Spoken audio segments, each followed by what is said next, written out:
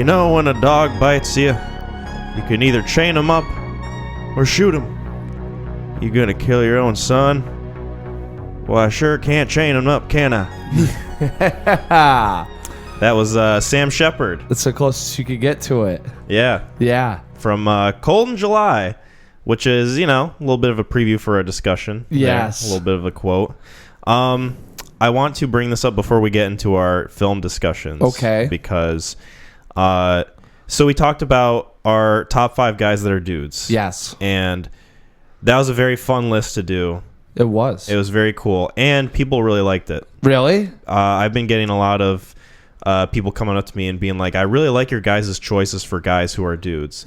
That's awesome. Thank you. Yeah, thank you guys for the reception. That's awesome. And you'll be happy to hear this.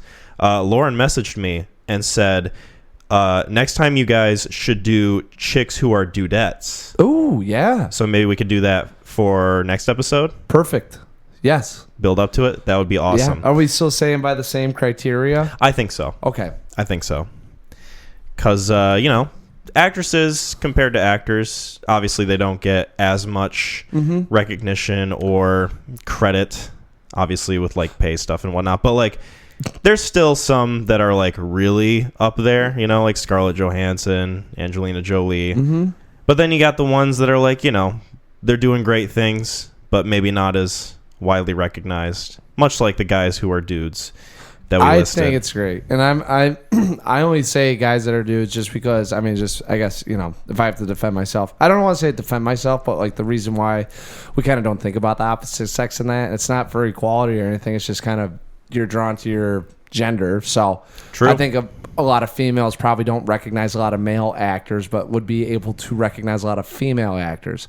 But no, I think that's fantastic because I don't want to lean one way or another. Top 5, what was it? Chicks that are dudettes? Chicks that are dudettes. Yes, I like that. Yeah, we'll do it because I bet you I'll be able to come up with that. That would probably be a little bit more of a fun research as it skipped my purview, and then going back, nodding and being like, oh yeah.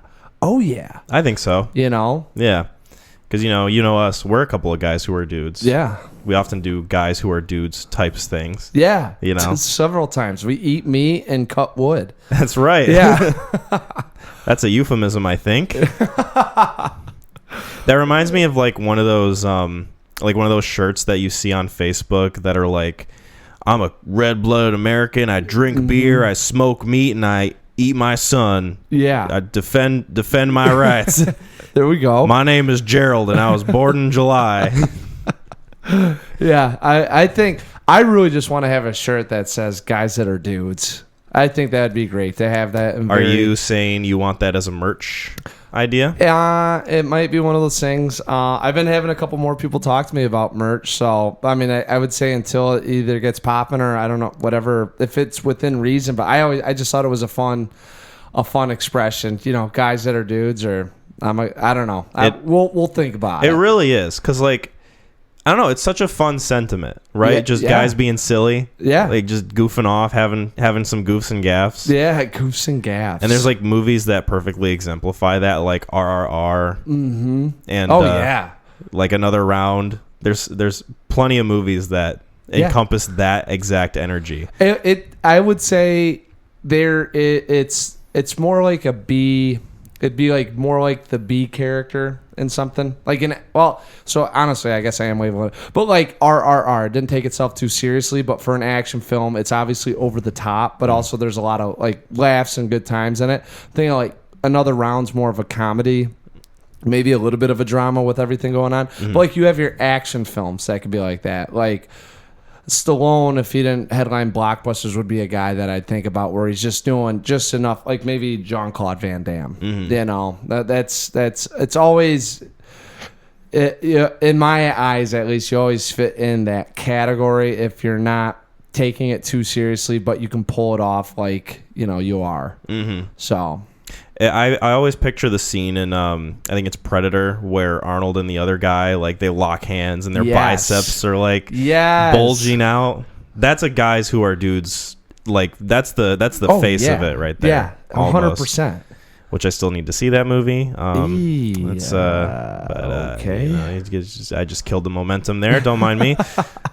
Speaking of momentum, there's a lot of stuff going forward in terms of possession and demons and whatnot. Yes, we're hopping into it. Let's go. And talk to me. I thought that you might have are you allowed to elaborate on the controversy with Sound of Freedom, or is that just I figured one that might be a good movie to kind of pair up with Cold in July because of the subject matter also, but at the same time too, it does have a lot going on in terms of controversy and like different things going on behind the scenes. It's an interesting way to subject matter. And it's one that like I want Sound to do. Sound of Freedom's dark.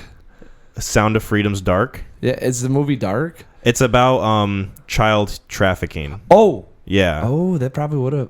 It probably would have paired up with Cold in July pretty well. Probably. But like I have also like wanted to see Talk to Me too. Yeah. So, well, we have to. I mean, it's A24. It fits within. I mean, we talk about them quite a bit. True. They are like the little golden child of this podcast almost. Yeah. In terms of movie studios. I mean, if we're picking one, it's usually we lean in that direction. We parents try not to have a favorite, but obviously you have a favorite. Yeah. But maybe we can talk about that one next episode if it's still in theaters, because it's one that's like super popular and it's made a lot of money amongst like the conservative like Christian value market essentially, because it's kind of passing itself off as that from what I can understand. Yeah. But there's a lot behind the scenes. Like one of the guys who was a funder for the movie was arrested for child kidnapping recently. Yeah. Jesus. Oh, that's a controversy. Well, that's kind of one of them. Yes. I had no idea. I heard Sound of Freedom and I kind of was thinking it's a war movie. So I had no idea. I haven't looked into it. It's just been. It's a super fucking generic title. Like it could be any kind of movie. About America. Yeah. Yeah. Like that's what I heard that and I was like, I don't know what. Sound of Freedom. I mean, I'm not mocking it. I thought it was a very generic title, and I looked at that, and most titles, like not to say that you can guess, because Talk to Me, I don't think if you just heard that, you won't be able to just guess it's about possession, but yeah, that one's a little bit more alludes to certain things being filmed. Yeah, certain ideas. Yeah. Certain feelings. Yeah. So, yeah. Yeah. So I had no idea. And when you said it was controversial, I laughed. I was like, this PG movie's controversial. So now after hearing a little bit more about it, a little intrigued. Yeah. Maybe it's one we can talk about if we both decide to watch it. Yeah, I could go either way on it. Is it PG-13 or R? I think it's R. Yeah, okay. If it has to do with like child sex trafficking, I'd imagine it's rated R. But you'd think so, but also I mean, like Taken is like 4 cuss words away from being rated R. Right? They might have marvelized it a little bit. Yeah, that's what I'm curious about. But anyway, cool. So we'll maybe. But for right now, maybe definitely talking about Talk to Me. Believe that. And I will summate this one because you, I imagine, want to get Cold in July. Yeah, I'd like that. So Talk to Me. It's an A24 film directed by Danny and Michael Filippow. Read a little bit about them. Yes. Not a whole lot. When I say read a little bit, it's like 2 sentences. So I know they're YouTubers, and they finally got a budget to do a film. Mm-hmm. Raka or something like that on YouTube. Yep. Not that we're giving plugs. You might want to edit that in post. I don't think I need to. No? Okay. I think we're good. You really are on the A24 train. Choo choo. Yeah. So anyway, directed by these two brother directors, YouTubers essentially, who have kind of made a name for themselves as filmmakers now, starring Sophie Wilde, Alexander Jensen, Miranda Otto, who was in Lord of the Rings. She played Éowyn, yes. Éowyn, yeah. I recognized her from somewhere while I was watching the movie. I was like, where is she from? She's so familiar. And then it was like, duh. I didn't want to... I was trying not to be the old man version, but I did the same thing. And I'm looking at her, and I was like, man, I have to look her up. I got to see what she's been in. See Lord of the Rings. I was like, oh, wow, And then I'm like, man, she just looks so much older now than she did in those films, because she's like playing like a princess essentially, essentially, yeah, right, and the daughter of the King of Rohan. Yeah, and now she's And then like you think it's like, oh, I guess it is 22 years later. Yeah. Like, yeah. I mean, people age. It's okay. Yeah. That's not a crime. No, I'm not holding it against her at all. I just it made me laugh. Because I was sitting there, I was like, it just felt like it was so recently that I saw her in something, and then you kind of age yourself. Yeah. And this film is about this girl, played by Sophie Wilde, Mia, who she kind of experiences a loss. She is dealing with the loss of her mother, kind of a sort of tragic way that happened, and she has trouble connecting with people. And then her and her like friends and like her friend's family that she's like really close with, like they basically consider her a member of the family at that point. They decide to go to a house party, and at that house party, these two people have in their possession this porcelain hand that's kind of, has a bunch of writing on it. It looks pretty demonic. It looks pretty freaky. And they've seen all these videos of people who have touched the hand, who say, "Talk to me," and then they get like this weird experience, and they decide that they want to try it out for themselves, and things go a little too far with it. Yes. And start to spiral out of control. Yeah. The hand wants what the hand wants, I guess. So yeah, I was intrigued by this because obviously with YouTuber directors, it hasn't been a great track record. Usually when people think of going from YouTube to directing a movie, people think of like Logan Paul or Shane Dawson or like Smosh. They've tried their hand at making movies, but they're always Logan like... Paul's directed a movie. In the loosest term, yes.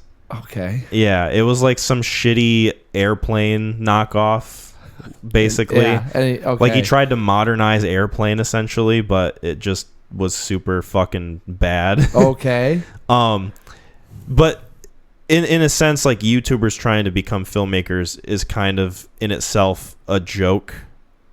Kind of. Like the thought of it is like, oh, nobody's going to take it seriously because you guys are just YouTubers and blah, blah, blah. But yeah. Yes. I don't know. I was very impressed by what these guys put together. I had no idea that they were YouTubers. So this film felt like it was a startup director that took a well-written movie and did a good job with it. I mean, I wasn't really wowed with the cinematography, but at the same token, this movie is very engaging, and it's a clean 140 minutes. Oh, yeah. It's Like, very precise yes. in its runtime. I like how short it is. And it felt pretty consistent overall, like the quality of it. I don't think there was really any point where it drastically became bad or anything to me, or that I wasn't interested in where it was going. I had a few issues with it, obviously, but Get to it. it's one of those things where I'm curious to where they're going to go next, because it seems like... Oh, the directors. Yes. Because it seems like they have a really good vision for filmmaking and what they want to get across. Did they write this, or was this handed to them? It was written by one of the brothers and then someone named Bill Hinsman. Okay. So as long as they... Because I do think... if you write your own film, I think you have a little bit more of a vision about what you want to create.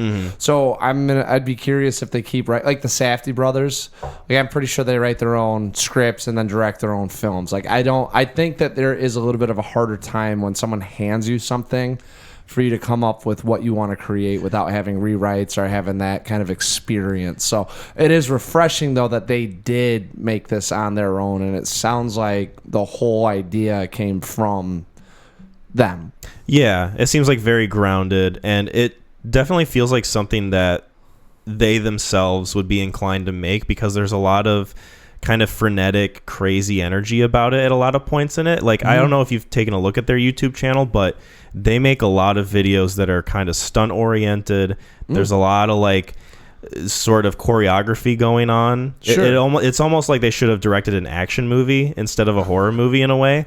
But at the same token, it does make sense for this type of concept of a movie to be directed by people who love that kind of high energy, frenetic pace about it, you know? Yeah. So they're spoilers for Talk to Me. So if you haven't seen it, I'm glad you said that. I think we haven't really dived in too much with anything that would ruin the film for you. So, but if you haven't seen Yes. it, now's your warning. Yeah, I think this movie reminded me a lot of It Follows. Have you seen that yet? Not yet. Not yet. That would be one that either get recommended or I would say just check out on your own. I don't know if we have to have it. Yeah, I might watch it by myself. Yeah, there's same sort of tone, same sort of tension, and it's a very high concept horror film. So it's not the cat across the piano, jump scares. This is a very methodical kind of, I guess, thriller could be thrown in. It does have some thriller elements for sure. Yeah, and it's not very, like I said, I mean, it does deal with like the subject matter is a little bit about horror, but I mean, it's not like that's the central, well, not the central theme, if you will. It feels like there's a little bit more of emotional stakes involved with the characters. I was gonna say this feels very like character involved, and it makes you feel for the characters in the situation they're in, which I think is a really good accomplishment that the movie does. Because like you could totally have a scenario where a movie is just concerned with like the horror element of it and scaring you, and like that's okay. But at the same time, with a concept like this, having those really well written characters that are also very well acted, I will say, helps a ton. Everyone I thought did a really good job. Mia was awesome. She was really fantastic. Mia was great. I really was impressed with the young kid that played Daniel. I really liked him. Like, he gave a really good performance for something. Like, he had to do a lot of wacky shit, like banging his head against the wall and acting like an insane fucking possessed person. Mm-hmm. That's a lot to ask of like a younger kid actor, especially one who I don't think has a whole lot of experience with making a movie like this before. No, because other than Miranda Otto, I don't think anybody else in this movie has a whole lot of film experience under their belt at all, like including the main character. Yeah, Sophie Wilde. I don't think they have any of that. Couple films maybe. I went under her IMDb because I think this is her first time actually like leading a film. Mm-hmm. I don't honestly remember, but it's not a lot. None of them really had. Some of them don't even have pictures for their IMDb page. Yeah, Yeah, it's crazy good, and I think it helps too that they fit those actors in roles that they would excel at. Versus if they were playing like some Victorian era characters that are supposed to be a little more like proper and held up or whatever. Well, this movie kicks off with a party going on, and it's an awesome tracking shot. Mm-hmm. And I think all tracking shots are usually pretty good, but I definitely think that there's a skill involved with it because you don't see them in every movie. No, there's some that are really poorly done, like in The Bye-Bye Man is one that I'm thinking of that has a really shitty tracking shot. But like you said, for the most part, those who kind of take the risk and go for it, they make sure to do it at least okay. Yes, that's what I'm thinking. So I mean, it opens up with a great tracking shot, and the music's going, and it's this guy looking for his brother, and then all of a sudden, and there's a band going on. It was kind of like, it really just propels you right into like, this is what you're going to be dealing with throughout the whole film. Yeah, it tells you what I didn't mean to cut you off. No, I'm sorry. You're good. It tells you what the movie's tone is going to be, what the kind of atmosphere is going to be with like these sort of like Zoomer Australian kids having a party, kind of goofing it up, but there's like this darkness to it. And then finally you get the encounter with the brother. He stabs the brother, stabs himself in the face, which, by the way, I really like the way that was edited. Like, it almost kind of felt like a jump scare, but in a way where it feels like it had a purpose. You know? Yeah, 100%.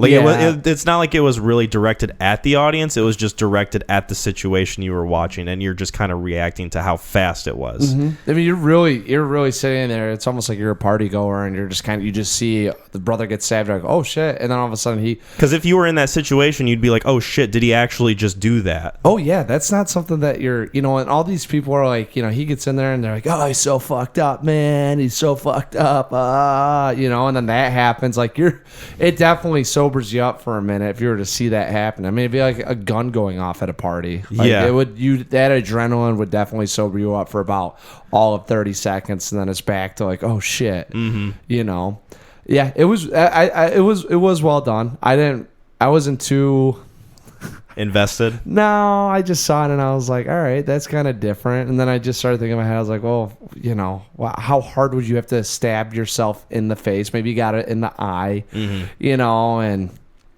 it didn't really jump. I thought he killed the brother, and then it's like, oh, he's going to kill himself. Because that's usually how those films go. Like, it's not like he just gets out of it unless you see him, like, maybe walk away. But as soon as he stopped, I was like, oh, I thought he was going to slit his own throat. I thought he was going to do, like, one of those, like, but no, just a knife to the face. The creative choice to make it a knife in the face does set up that frenetic energy that you get later in the movie, which I do like quite a bit. What did you think about the character writing? Because I do like the characters, and I like how they're acted and how they're portrayed and like the things that they go through. But like some of the character writing, I think could have been a little better, because it always kind of annoys me in movies when you have to create tension between the characters, but you have to do it in a way where makes like sense. It makes sense, and like the mom being mad at Sophie or Mia for what happened to her son, and like kind of blaming her, like did you give him drugs? Like, what did you give it? And it's like it's creating that tension there, and like it's setting up things to happen later in the movie. But at the same time, it doesn't really feel earned or natural. There was one conversation about someone like Mia getting high once, and that was supposed to be like the precursor for Miranda Otto. That was enough feeling that way towards her. Yeah, enough for her to be like, you fucking junkie. Yeah. I was like, the writing so in these films, one of the harder things to have happen, and I have a couple annoyances that I'll bring up, is you have to escalate the tension, like you said, quickly, and there's got to be a reason for it. So normally there's these like little one lines that are thrown in that establish prior events, to say, oh yeah, we'll build off that. But like, imagine if they have Mia, before she picks up her brother, like throwing out a joint. Like then you can go, oh yeah, the mom definitely knows she gets high. It's really hard because they come in with Mia's mom had killed herself and she was maybe going through some depression. So I'm like, okay, so she's like in your house all the time. This, like, how out of touch are you as a parent to not know, especially if that kid's coming over every day, right? And definitely if she's getting high, your daughter's getting high. So like you could maybe blame Nia if you think they're getting high all the time. But like her to say it like one time, I think she it was a bit of a stretch. It was. I didn't like that at all. I'm not gonna lie. When she goes to the hospital and they were kind of like staring at her, and the other girl's pissed, and I was like, I get why she's a little mad because she didn't want her brother to do it, but like Mia egged it on. It's like, come on, let him grow, and it's like one of those things where it's. And that I get. That I completely understand. But from the mom's point of view, it's like this character writing is very convenient for her to feel this way towards the main character. She could have had some. They could have. Yes, they could have did something else, but they also have to play into this fact that you have to show why Mia is now becoming like an unreliable. I don't want to say, and I don't know if it's right, narrator, because she's a protagonist of the film. She's definitely not directing the film, but like she's unreliable interactions, right? So you have to have a very big moment that would like show why she is unreliable. Like it couldn't just hop that way. So it plays into what's going on with Mia later on in the film of, is this in her head or is she being affected, and well, I also kind of see the connection to where it plays into the whole sort of drug addiction theme, because to me the hand is supposed to kind of represent like drug use, and in a party setting, like 100%. It being sort of like a social catalyst, and then it becoming an actual issue for certain individuals. It turns into, I was talking to Jasmine about it, it turns into, fixation, which then turns into addiction. Yeah. So we actually got to see the stages, and normally like in that setting, I think it was well done with the party setting. That's usually where a lot of people get into their problems. It's uncontrolled substance abuse, and you don't really have someone there that's able to say, hey, that's too much, don't do that, this is what this could do. A lot of the time it's like, let's go get high with our friends, and it just keeps getting brought up. If you know, like throughout the film, all Mia does is talk about the hand. Yeah, and then of course it's also represented too by when Daniel uses it. He's a younger kid. He's like what, 14 in this movie? Something like that. It's kind of hard to say because I mean, like one of his 13 or buddies is like 14. smoking a cigarette, and I'm like, I can't tell if he's supposed to be 11 or in high school. Yeah, he was like pretty young. He is. Like, we'll say that he's prepubescent. And because kids are much more sensitive to the effects of drugs, it obviously harmed him a lot more than the kids that were older and had been using it for a longer time. A little experience with it, right? Yeah. And so like you have one bad time and it ends up hurting him quite a bit. Yes. And so he ends up in the hospital. And then throughout the movie, you just see the main character just going through the stages of what essentially is a drug addiction, like for like almost kind of being forced to do things that she in her consciousness doesn't want to do, but she feels she has to do. Like, oh, I have to kill my dad. I have to kill him and put him out of his misery because they're telling me that he's suffering. And if I let him live like this, he's always going to be there suffering the whole time. Right. So there's like a certain rationale buildup that she gets from the hand, obviously, because they're also not being truthful. They're not telling her good things. Oh, the hand. No, but I think that's kind of like what they're saying is like what it's like when you're on drugs and you're going through these addictions or this fixation is that you're going to do whatever you can to get what you need to get. Yeah. And it also creates irrational thinking. So like a lot of her thinking as we go further along and she starts using the hand more and more, it becomes more and more irrational, And then obviously too, the trauma with her mother killing herself and dealing with that makes her more susceptible to having issues with drugs or, I guess, the hand. Yeah. Essentially. I thought it was a really niche topic to touch on, but probably one that's pretty prevalent. I do think that it makes me like these guys even more because I think they're bringing some social awareness through, like, I'm not going hoity-toity, but through an allegory in film, And well, it shows that they have a lot more to offer than just like the surface level technical stuff. So like they got pretty good camera work. They got really good actors, like the lighting, the editing, like it all seems very down pat. But the question is like whether or not the content of it can hold up to all those things. And I think for the most part it does. I would agree. I do too. And so there's another movie I mentioned, It Follows. Like it really is just about a girl who gets caught up with having a demon following her around, right? It only moves at a certain pace. And that's the film, and that one, what came out in 2014, and I think it was an allegory for STDs, and teens having sex without having like sexual education behind it, and that was kind of like, that was really sophisticated and ahead of its times in terms of horror films. And that's actually from that one, every time I watch a horror movie, I'm always like, is this just pure slasher or is there some meaning behind it? Was that one also A24?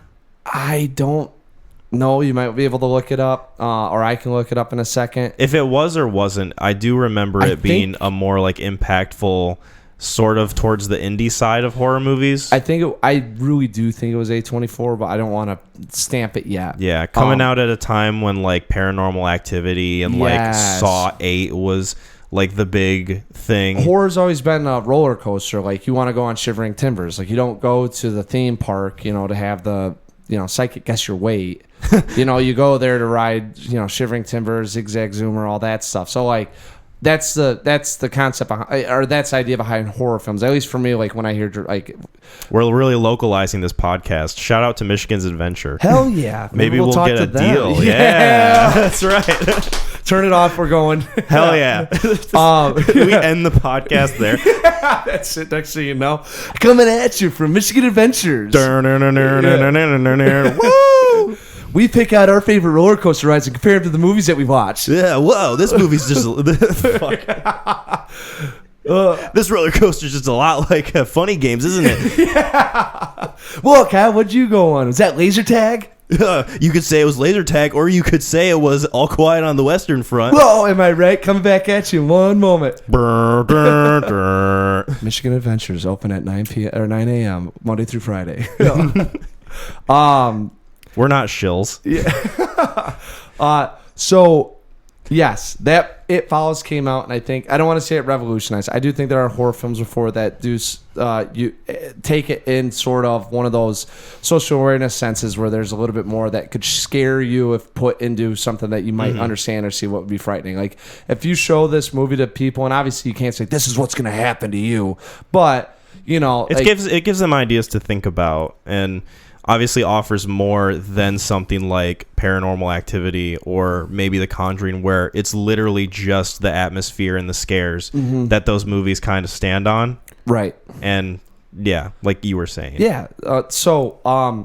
Anyway, this reminded me a lot of It Follows, and they did a great job with it, though. I mean, I think this is going to get them another film down the road here. They have a sequel that they're making already for this. Yes.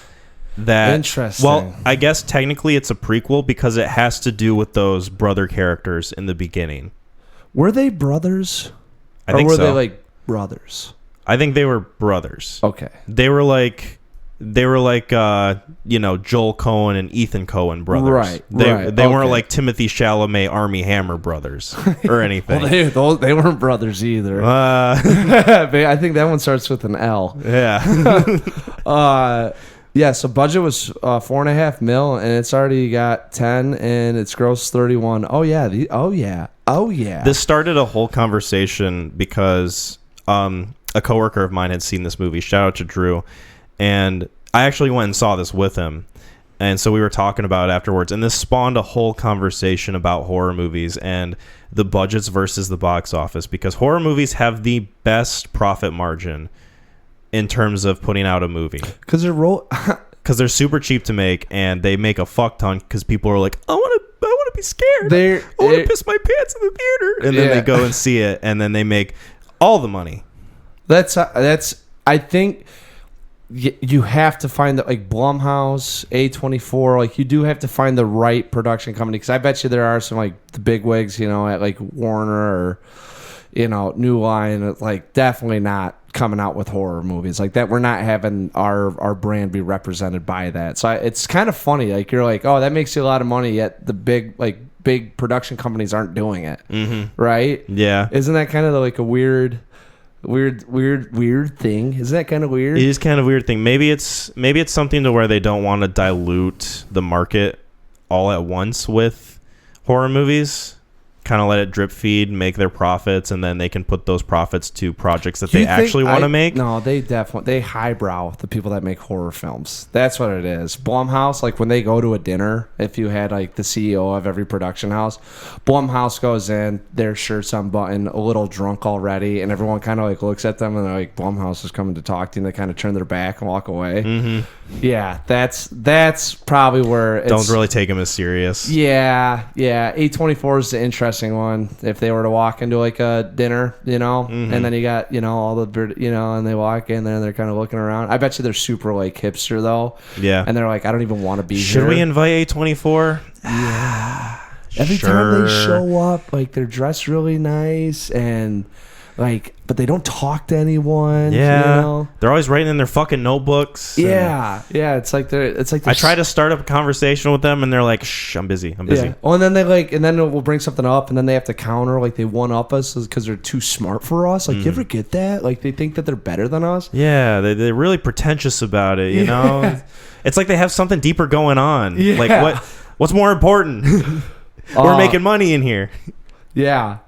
I'm gonna look up. I want to see It Follows. I got to see if this was A24 or not. I really want to say it was A24. Max doing the research, on the spot research. I don't know how to just look up the production company. Does it pop up like Here, right away on? Let me see if I can find something. Oh, I don't think it was A24. No, how it was about that? Northern Lights Films, Animal Kingdom, and Two Flints. Wow, those were the production companies. Okay. So, all right. Not A24, but maybe I'm thinking of It Comes at Night, because I always get those two movies kind of jumbled up. That is an A24 film. Yes, it is. So going back to Talk to Me, were there any other kind of issues that you had with it besides sort of like the character writing? Not necessarily character writing. Unearned. These are small gripes, but like I was talking to the lovely Jasmine. who's doing fine. She did not fall asleep at this one. So I had to do a shout out for that. She actually sat up at one point. I thought it was because she was into the film, but it turns out she was just uncomfortable. Yeah. The whole mom thing, really didn't like that at all. Not in a sense like it like really bugged me. More that they use it as a device to keep her as an unreliable narrator, and that the direction or the tensions that's being created, you don't know if she's standing on the right side or the wrong side of it. It's very convenient because the first instance of it you get is her having a huge issue with Mia because she has a perception in her mind that like what's wrong with her son is her fault entirely because of like drug use. No. I'm talking about Mia's mom. Oh. Yeah, not that mom. I thought you were talking about Miranda Otto still. Mia's mom is... She goes, they're talking about it, and she's like, she accidentally killed herself. And she goes, she killed herself accidentally. And I'm like, okay, like I guess, maybe like you fall on the knife or something like that. I don't know how you accidentally do it. Took too many sleeping pills, I think she said. Accidentally. But there was blood under her fingernails, like she was clawing at the door for help. And I'm like, okay, where are we at with this thing? Like, and then so they show a flashback with the mom and how much fun she's having with her daughter, right? Yeah, it's like a Snapchat memory. Yeah, she's just going through watching it, and I'm like, okay, like now I'm thinking maybe something happened with the mom in terms of a possession or something, maybe she got in. No, the mom's just supposed to be evil, and then they leave it where the dad is like, I wanted to tell you about this note, from your mom that she left. I've been keeping it from you for too long. I'm like, this is really fucking convenient timing for that, So I have kind of maybe a theory, maybe it has something to back it up with, but I want to bring it up and see what you think. Okay, let's hear it. So you remember when she first grabs the hand and says, talk to me, and then she sees something and she like winces away because she's super frightened. You don't really get to get a good look first one? At what it is. I think it's the very first one. It was an old guy. Yes.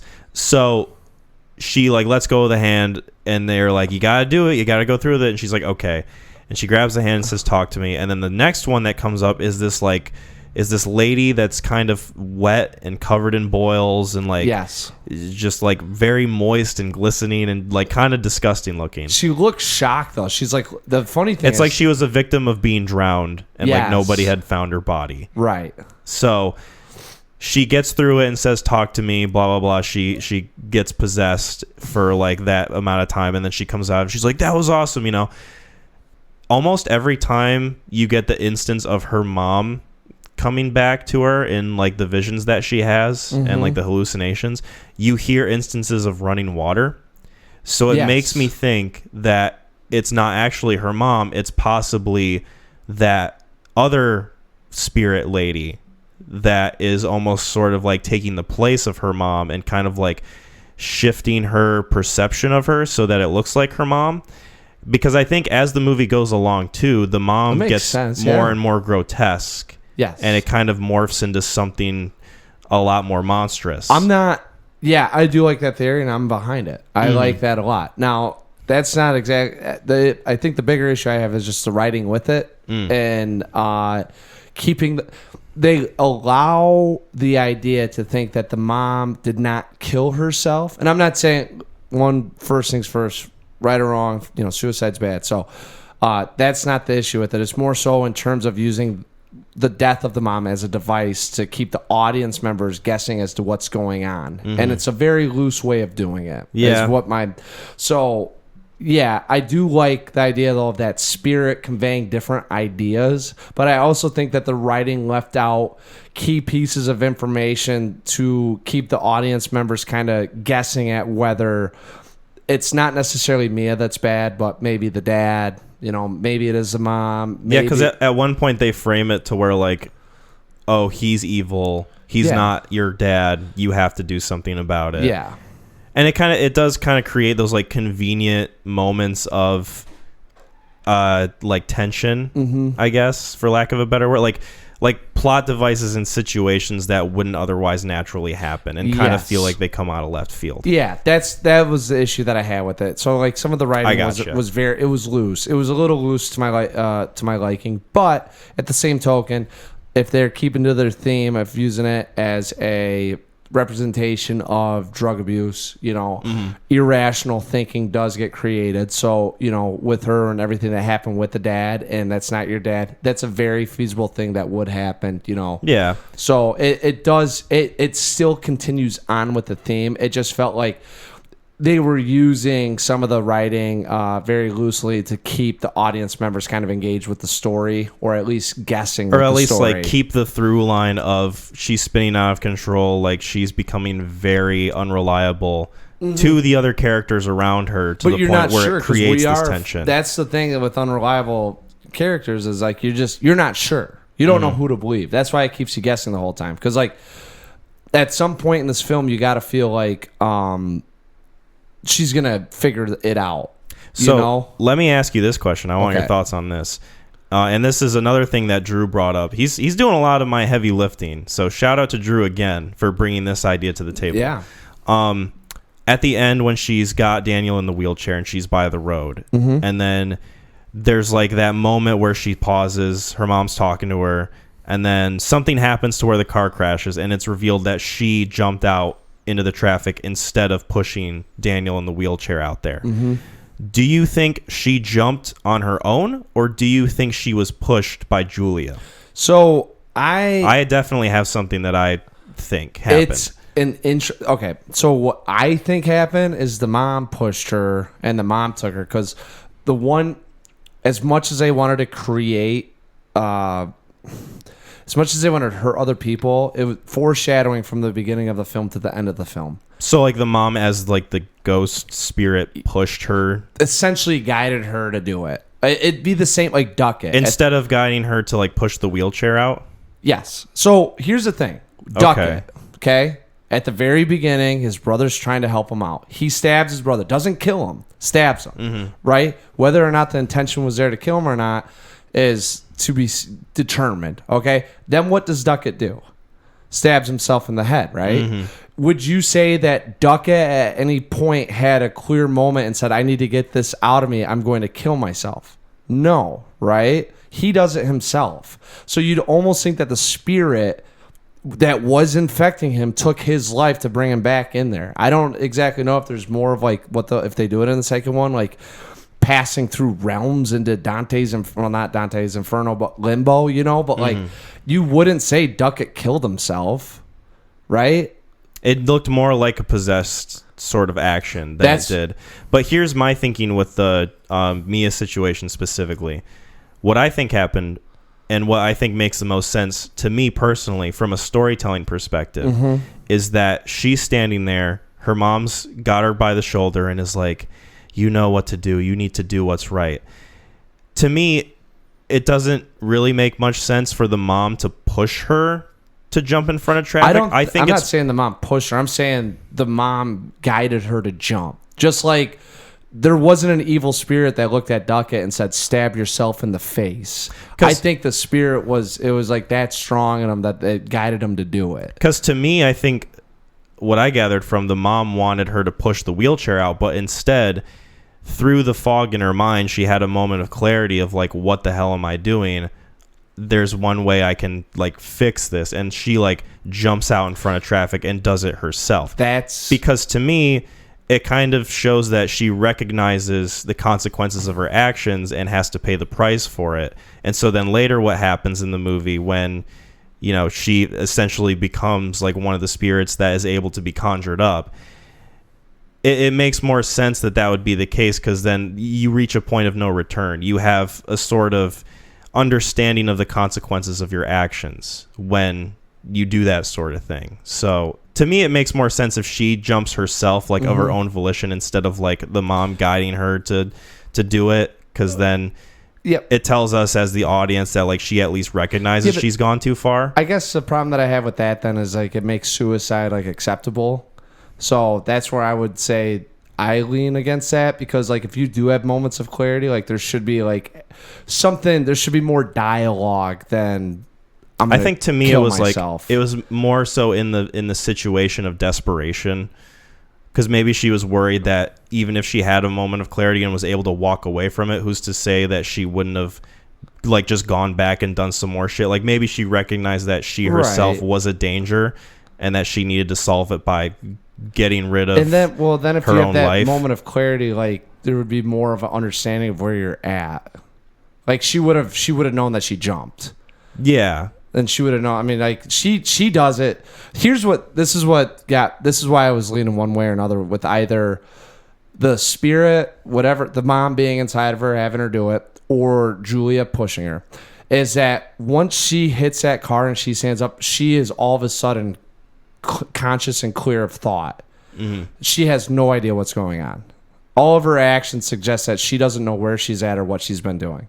So it's either got to be Julia pushes her or a spirit guides her into that road. Because, like, I would say if you have that moment of clarity, if the writers do it, it kind of goes against somewhat of the theme. Because, like, then they're saying, like, your only way out is suicide, which I don't feel is, like, a healthy message. No, definitely not. I think just like for her character specifically. Yeah, but like you're putting this as a social awareness aspect now. Like, you know what I'm saying? Like, it's not necessarily like it is an allegory of like outcome, like events, you know, equal outcomes. Mm-hmm. You know, like you've done this to yourself. But then at that point, like I think they're smart enough to be like, well, we don't want to have like say that she killed herself, because then it would seem like the only way out of this stuff is suicide. Not to say it's all black and white, but I feel like if there was a little bit of a like some clarity within the moment, like there would have been a dialogue between, she would have either recognized Julia or the brother for a second, and you would have saw her like go like, I'm so sorry, and then jump. Like that's why I'm saying I think they leave it open for and honestly they leave it open for, you know, discussions like this. Yeah, and I definitely can see where you're coming from with it. I don't know if I have that same perspective, but I understand your line of thinking. And same. so, I'm not saying I don't. So here's the thing. There's honestly three things. I thought this movie kind of going like first stepping away from it was about suicide and depression and about what can happen and ways to try to heal yourself with what's going on. And obviously this is like a negative way to do it. So when she jumped, I thought it was suicide. And I think me and Jasmine talked a little bit about it, because it was like, oh, I'm going to be the self-sacrifice. I have this going on. I can't stop it. I need to go. Mm-hmm. And then you kind of again think about it. I was like, well, if it's really not about that, and we're trying to get a kind of like a little bit more of a social message going, like I don't think that's it. She thought Julia pushed her. Mm. When you watch it in the background, though, Julia's consoling her brother. Yeah. You're like hugging him, like can't believe. And it's like one of those things where I think if she would have pushed her, she would have just been standing there staring, because you would have been in shock. Like, not to say that she wasn't, but obviously she was getting there and just saw it and was like, holy shit, you know, and then like, I'm so happy you're alive. And also too, like we hadn't really seen her character do anything beforehand that would suggest she'd be capable of that sort of thing. Yes. So yeah, that's one that I have a little more of an issue with than what you were saying. That one, that's like the last one. And then the one that I see it as, it's the same way as Duckett, because you would almost say that Duckett in a moment of clarity decided to stab himself in the face. That's like kind of the same. Like, that's the same line of reasoning, since we've already seen an event happen like that, is that at the very last second, these people can think about it and they decide to kill themselves. Because, like, that's the whole reason the Duckett thing's there. You know, besides, like, better get ready for what you're in for. And that's what I'm saying. Like, I don't think Duckett would have just killed himself right at that last second with a moment of clarity and gotten off. I think with him, I don't think so either. You know what I'm saying? But that's what I'm saying. Like, I don't think you can have one or the other. You know? Like, I don't think, like, it... But it's all about possession and shit. So I don't know. The only thing that made me think that too was because there's that scene where they're showing Riley getting like eaten or whatever by all these things. And like, I don't know if that was like, this is what this world is like. Yeah. Or what these things are capable of doing. And there's really no talks about the payoff for having someone kill themselves or his name was Riley, right? For some reason I kept calling him Daniel. I think that was another character that I just, oh yeah, that's the kid character. But his name is Riley. My mistake. I was wrong. Nope. Correction. Good.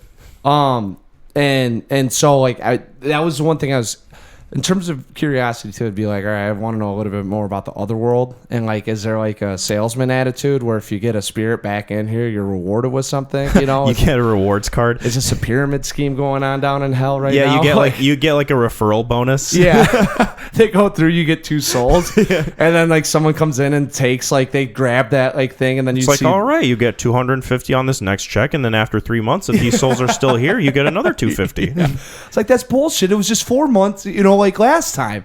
Oh, I'm sorry. I'm not the policymaker here. Yeah, policy changed. You're going to have to talk to the Are you CFO. fucking kidding me? That last guy I had was on the ropes. Yeah. It only counts if they do it.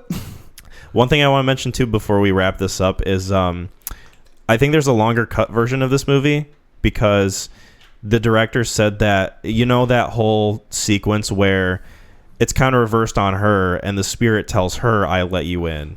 Yeah. And she gets a glimpse of, like, what's on the other side and, like, that sort of, like, really fucking hellish nightmare that Riley was going through. Mm-hmm. I guess instead of, like, because that was, like, a 5-second thing. Yep. I guess they had a whole 10-minute version of that scene. For going through that world? That would have been interesting. That would have been very interesting. But I just want to know, like... But I don't know how it would have, like, in terms of, like, the pacing and, like, how it would have played out in the movie, how that would have fit if it was that long. Probably. All right. So I will say if you gave us 3 minutes of it and really just, like, figuring out... maybe not... it's interesting. Dude, I really just want to know, like, what they win if they... Is it, like, a prize? That was what's their incentive? That's what I'm saying. Like, well, that's what helps me out with the mom theory. If they're like, no, that's not it, then I go back to, well, what the fuck? Like, are they just evil and they're trying to get, you know, kill people? I don't know.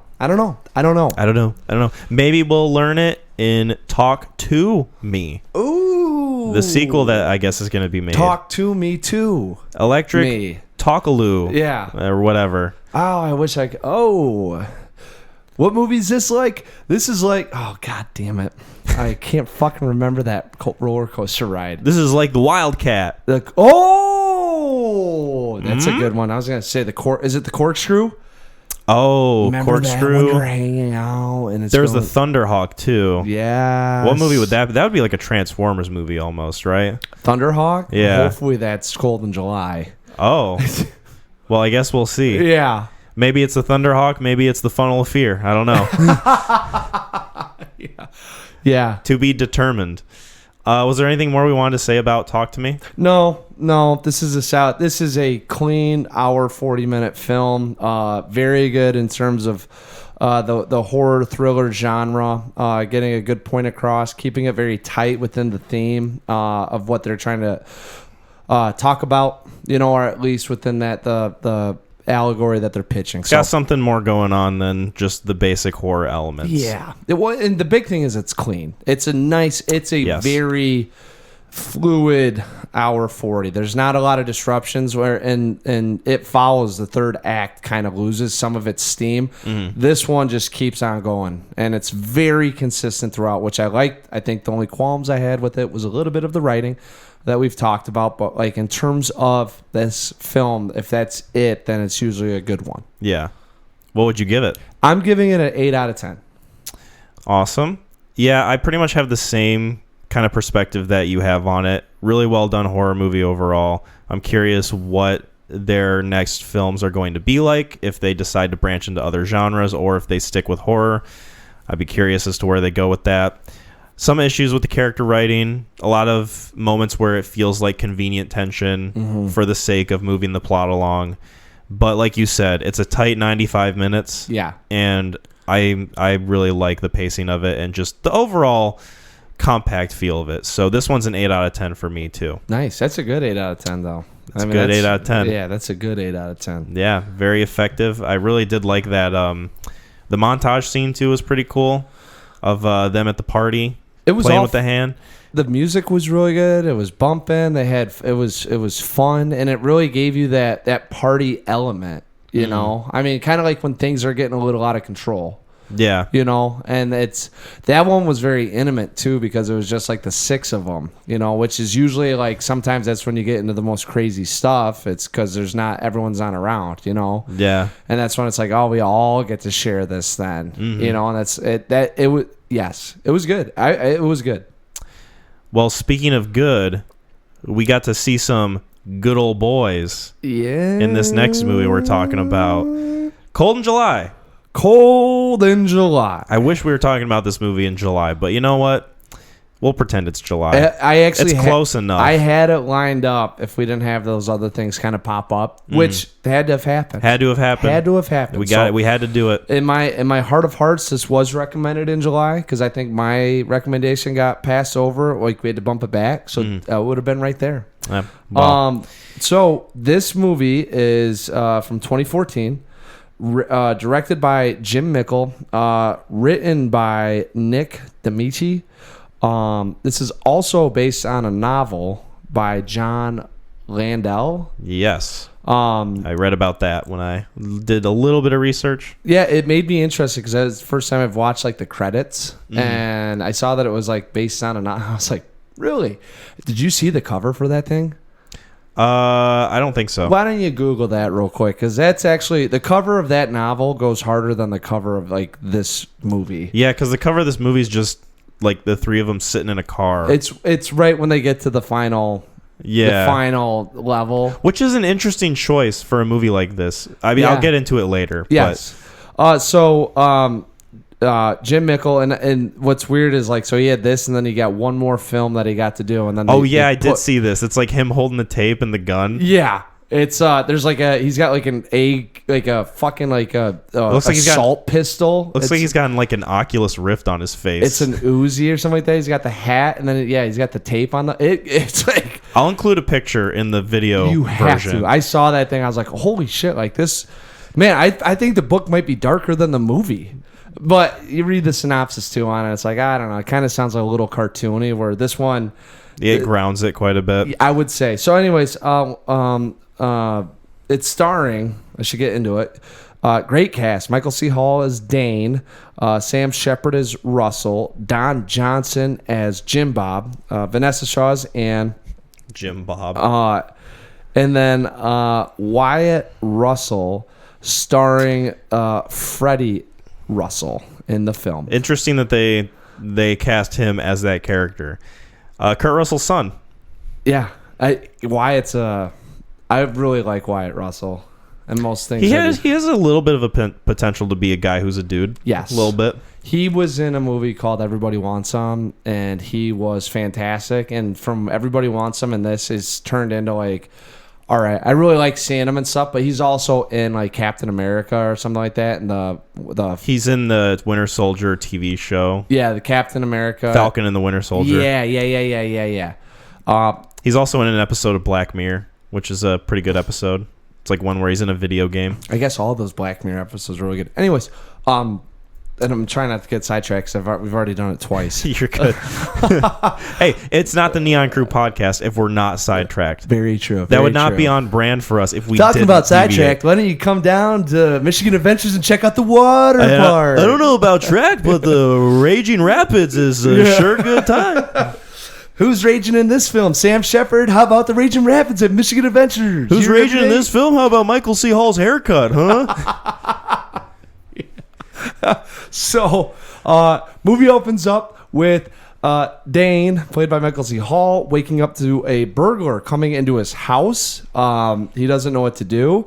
Immediately grabs a gun and tries to confront the burglar. You can tell that both men are frightened at the thought of death at that very moment. And the clock goes off to scare Michael C. Hall just enough to pop the burglar in the face and have him go down. We then get into a little bit of figuring out what's going on, who the guy was, is my family protected. Michael C. Hall, obviously, not embellishing what he did, with a lot of the townsfolk commending him on what he had done because it was it's in Texas. He's not exactly feeling like a hero. No, and he really just wants to know who the guy is that he killed. There's some remorse in him, and he wants to pay tribute for taking another man's life. Which is really funny because of the way this movie handles it. Yes. But continue. Yeah. So, police officer says, "Hey, that's Freddie Russell. You got one of the guys, and his dad just got released from parole. So he's not too far from here, but we'll keep an eye out for you." And Michael C. Hall gets nervous. He sees Sam Shepard at the gravesite, as he's paying tribute to his son that he really never got to know. And obviously had some feelings about that. Probably a man later on in life kind of doing some reflection in prison and saying, man, I've squandered this. I want to make some amends. Runs into Michael C. Hall and thinks, you know what? Fuck that. I'm going to kill this guy now. So, a little bit of cat and mouse going on at the beginning of the film, and that's where you kind of don't know what's happening. And then Michael C. Hall goes to the sheriff's office, says, hey, I want you to protect my family, or it's great, whatever. And then he notices, that's not the guy that I killed. Pulls up a picture of Freddie Russell and says, that's not the guy. And the guy's like, no, it is. He changed his contact lenses and got a haircut. That's Freddie Russell, which I thought was humorous. And how would you, between the bandana and a hat, go like, oh, I saw blue eyes and not long hair? So he sees that, that's not the guy. He's trying to get in contact with the sheriff's office. Well, they pick up Sam Shepard, dump him off at the railroad tracks. Michael C. Hall, Dane, helps him up and wants to figure out what's going on. And from there, it takes off. Kyle, initial thoughts. Initial thoughts were, when I was watching this movie, probably up until like halfway through, I said to myself, Mac, what are you doing to me? What is this? How is this going to be another one of these? Like, Jesus Christ. And then it takes a turn. It kind of, yeah, you're right. And then it takes a turn, and it's one of those fucking movies where it got better. Yes. It got better as it went along, but my fucking God, it took a really weird roundabout way to get where it got to. Jesus Christ. And I took notes. I took a lot of fucking notes. I hope they're good. Hopefully it's something where we meet in the middle here and it's a film that will be remembered. I appreciate some things about it. Yep. And there's some things that I think work quite a bit, especially towards the later half, where it kind of embraces the type of movie that it is. But my fucking God, it was a rough start. It definitely is a slower film that it's funny because I feel like the director kind of tricks us into leaning one way with it, what we're getting into.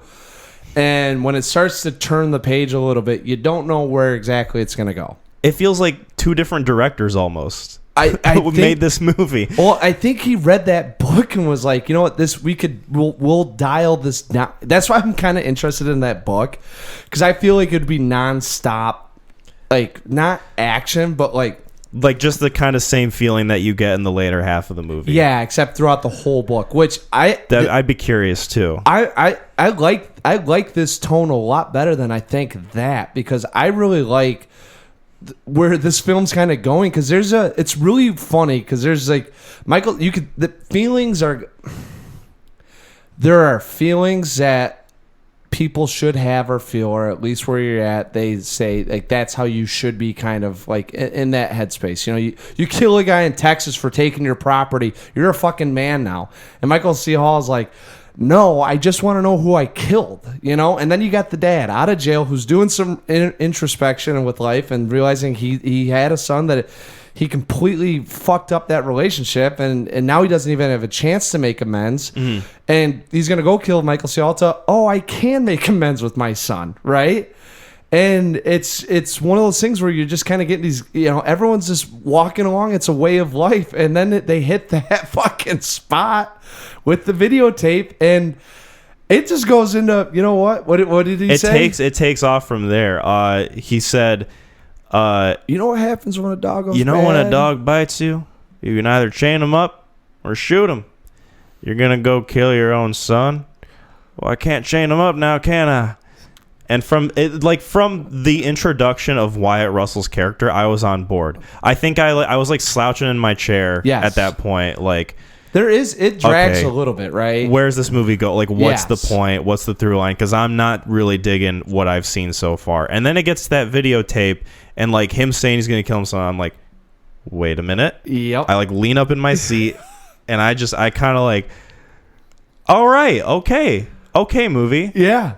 Let's see where you go with this. I'm interested. You have my attention. That's why I sent you that meme. Yeah, I know. That's it. Dude, it's how it goes. I mean, that's how this movie is. And I think it's a testament to this film. because I think everyone up to that point feels like they're kind of just going down this really long winding road to nothing, and then all of a sudden, like, you see like the bright neon lights flashing, you're like, oh shit, there is something there, and this looks big. There's something there, but man, I really wish the first part of it was like captivating in itself for me, because I don't know about you, but I really didn't care too much about the characters or what was going on. It felt very kind of cliched. The hook's got to get you with Michael C. Hall. I think you have to be invested with his character and why there's no pride. And I don't blame his performance at all. I think that he did a good job. I really like Michael C. Hall. All these guys do. But like the character writing, I wasn't really digging, and it wasn't really giving me a good enough reason to care about him, because the movie opens with that situation. It's a cold open. It's a cold open, and he's like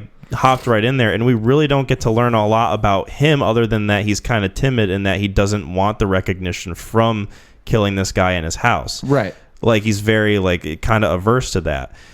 And that's all you get, though. It's the most of the movie is just like him kind of dealing with the situation of that, and like the danger of the father being out of prison, and like his wife, like weirdly his wife was like kind of a bitch until a certain moment in the movie where like he says, I'm gonna go on a sales trip for probably just a couple days, maybe a week, and then they have like some kind of back and forth there. I don't think she was a bitch at all. I mean, I don't know. She didn't do any. She really didn't do anything to get that status. I mean, so the funny thing is that they do explore a little bit of so they have his son there, and you kind of see a little bit of the disconnect between him and his son, but you also get to see the trauma that he's going through and how it impacts his relationship with his son. Like, they're at a restaurant and he tells them, it's not polite to talk when people are talking, shut up. And then he goes, Jordan, shut the hell up. Mm-hmm. And like yells, and like she gets and storms out. So I'm like, I don't blame her for that. Like, if anyone did that, I would be like totally on their side, because why is he freaking out? There was like some scene that made me think of her in a negative light, and I can't exactly remember what it was, but it was like some interaction they had where she was like completely dismissive of how he felt. She was a little cold to things, and I think the problem that was going on is she sees him in this a very timid man, that she like that's her like. That's the way that they interact with each other. You know, she wears the pants. He's the framer. You know, he's very meek, and he kind of goes about daily life. It's like, okay, you know, and she's the one that's a little brass, you know, good looking gal in the film. So she kind of controls the situation. So I think when he starts kind of having this traumatic experience that's impacting his emotions, and he doesn't know what to do, and he starts lashing out a little bit, I think you see her react in a way that most women probably would if that was a situation, as they would try to control it. And you're getting to a point where you're seeing someone kind of, I don't want to say lash out, but act differently than what they were previously did. So in the situation, it looks like she's not being very kind about it, but given probably their whole relationship, since we've just in a cold open and don't know their whole life story, she's probably used to handling him a whole different way, you know. So I think that's kind of that. I thought she was great, because I always figured she was kind of the boss of the house. She played the, you know, and that's why he's like, oh, I got to come up with the sales pitch. We're going to Houston. Like, let me tell her. Like, let me get permission from my wife. You know, he's always running things by her, but at the same token, he's going through like a lot of this like whole traumatic experience and doesn't know how to handle this rage, this adrenaline, whatever you want to say. Because like the best part that cracked me up is he goes back home after he sees the video and they say, we're going to handle it. And he's watching a baseball game and all you hear is the bat hit the ball. It's tink, tink, tink. And all you know he's thinking about is that film as he's just staring, just seeing, you know, what Wyatt Russell did, and just like, I got to go. And that's why I really like that part too, because you don't know what he told her. And obviously it comes across that he handled it rather than her saying, yeah, let me think about it, you know, like, and that's kind of his character growth through the film, is like you finally see him start to handle a situation that previously before he probably didn't. Yeah, and I get that that was like his character growth, and that's where the movie wanted him to go, to like progress throughout the film and the plot.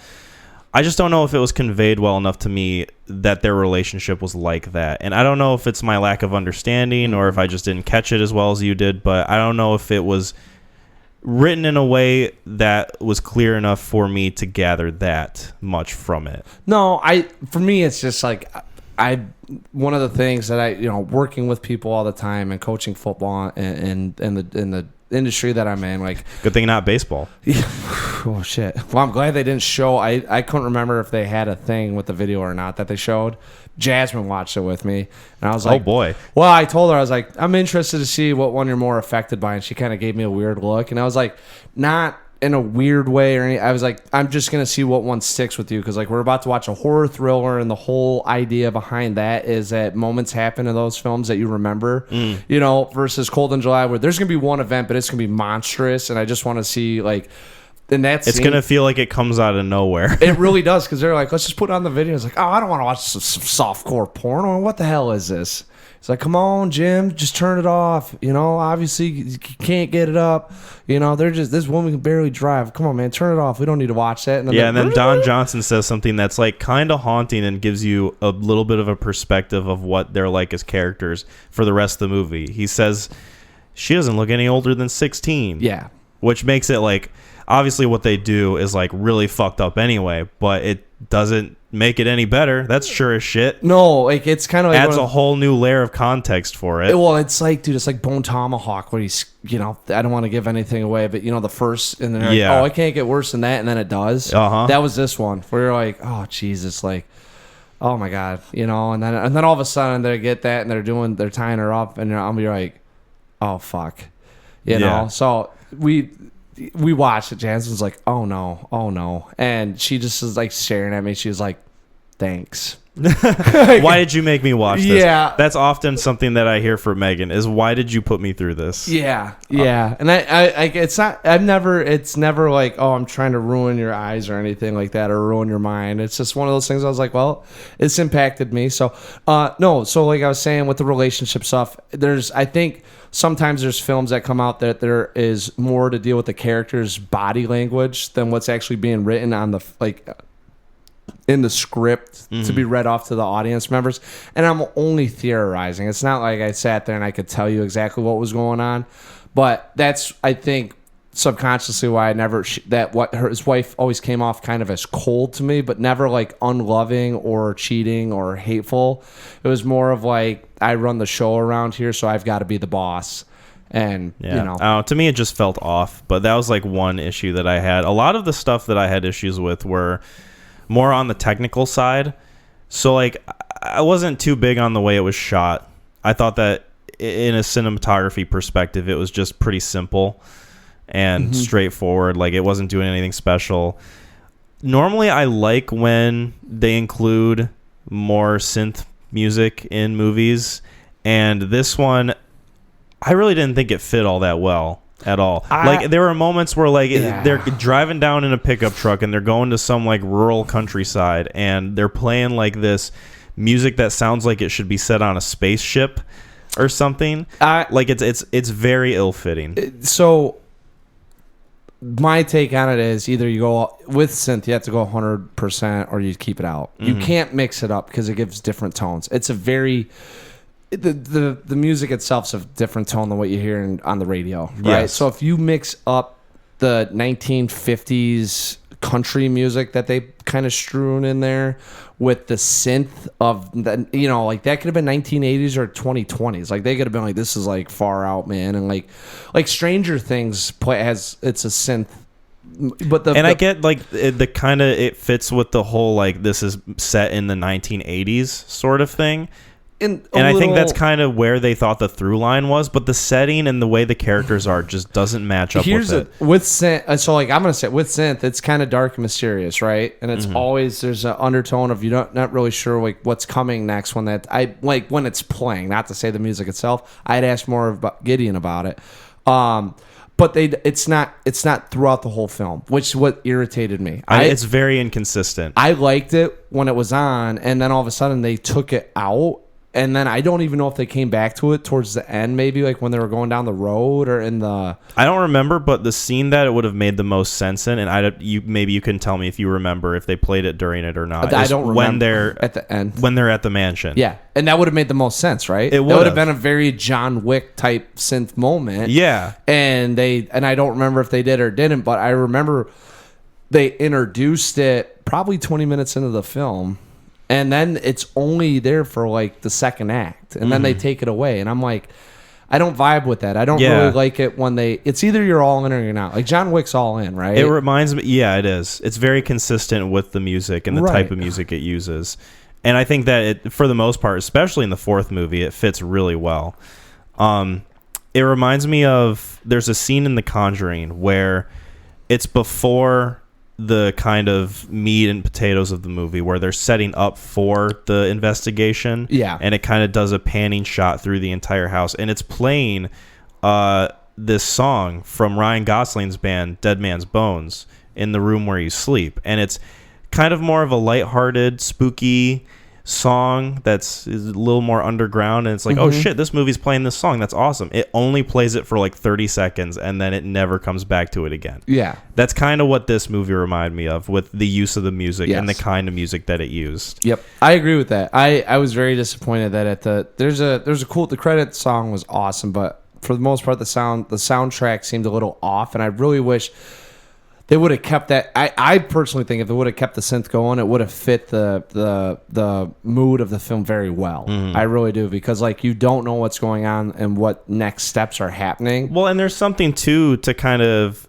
match up with, I think, what they were going for, but kind of also failed at, is like the sort of nighttime spooky horror element of it, where you get scenes where Sam Shepard is in the bedroom and you only see him when like the lightning flashes, and there's like some kind of cheesy moments like that, where if the music was consistent and it matched up with the rest of the tone, I would have liked those choices. But because of the way that they were used and how choppy it felt to me, it didn't really make me feel good about it at all. No, it takes away from it. I'm not gonna say it takes away from it, but it's more of like, man, that what they could have made that a lot better than what they did. I wrote a few more notes down. Read them off, man. So, do you want me to just read it in order? Whatever you got. I mean, I'm here to talk. So I have child acting. Oh boy. How did the kid not wake up from the gunshot? That's also something I wrote. Awful Michael C. Hall haircut. No, I disagree with that 100%. The very subjective thing. You know? I think we'll agree to disagree. I think it's very apropos to the time. I like your use of the word apropos there. I like it more than his haircut. Everybody talks either like a robot or fucking weirdos. I wrote. Why is his wife such a bitch? Constant fucking music. Stock effect cow moo. I wrote when there was like and he's like, he really is a pig farmer. Yeah.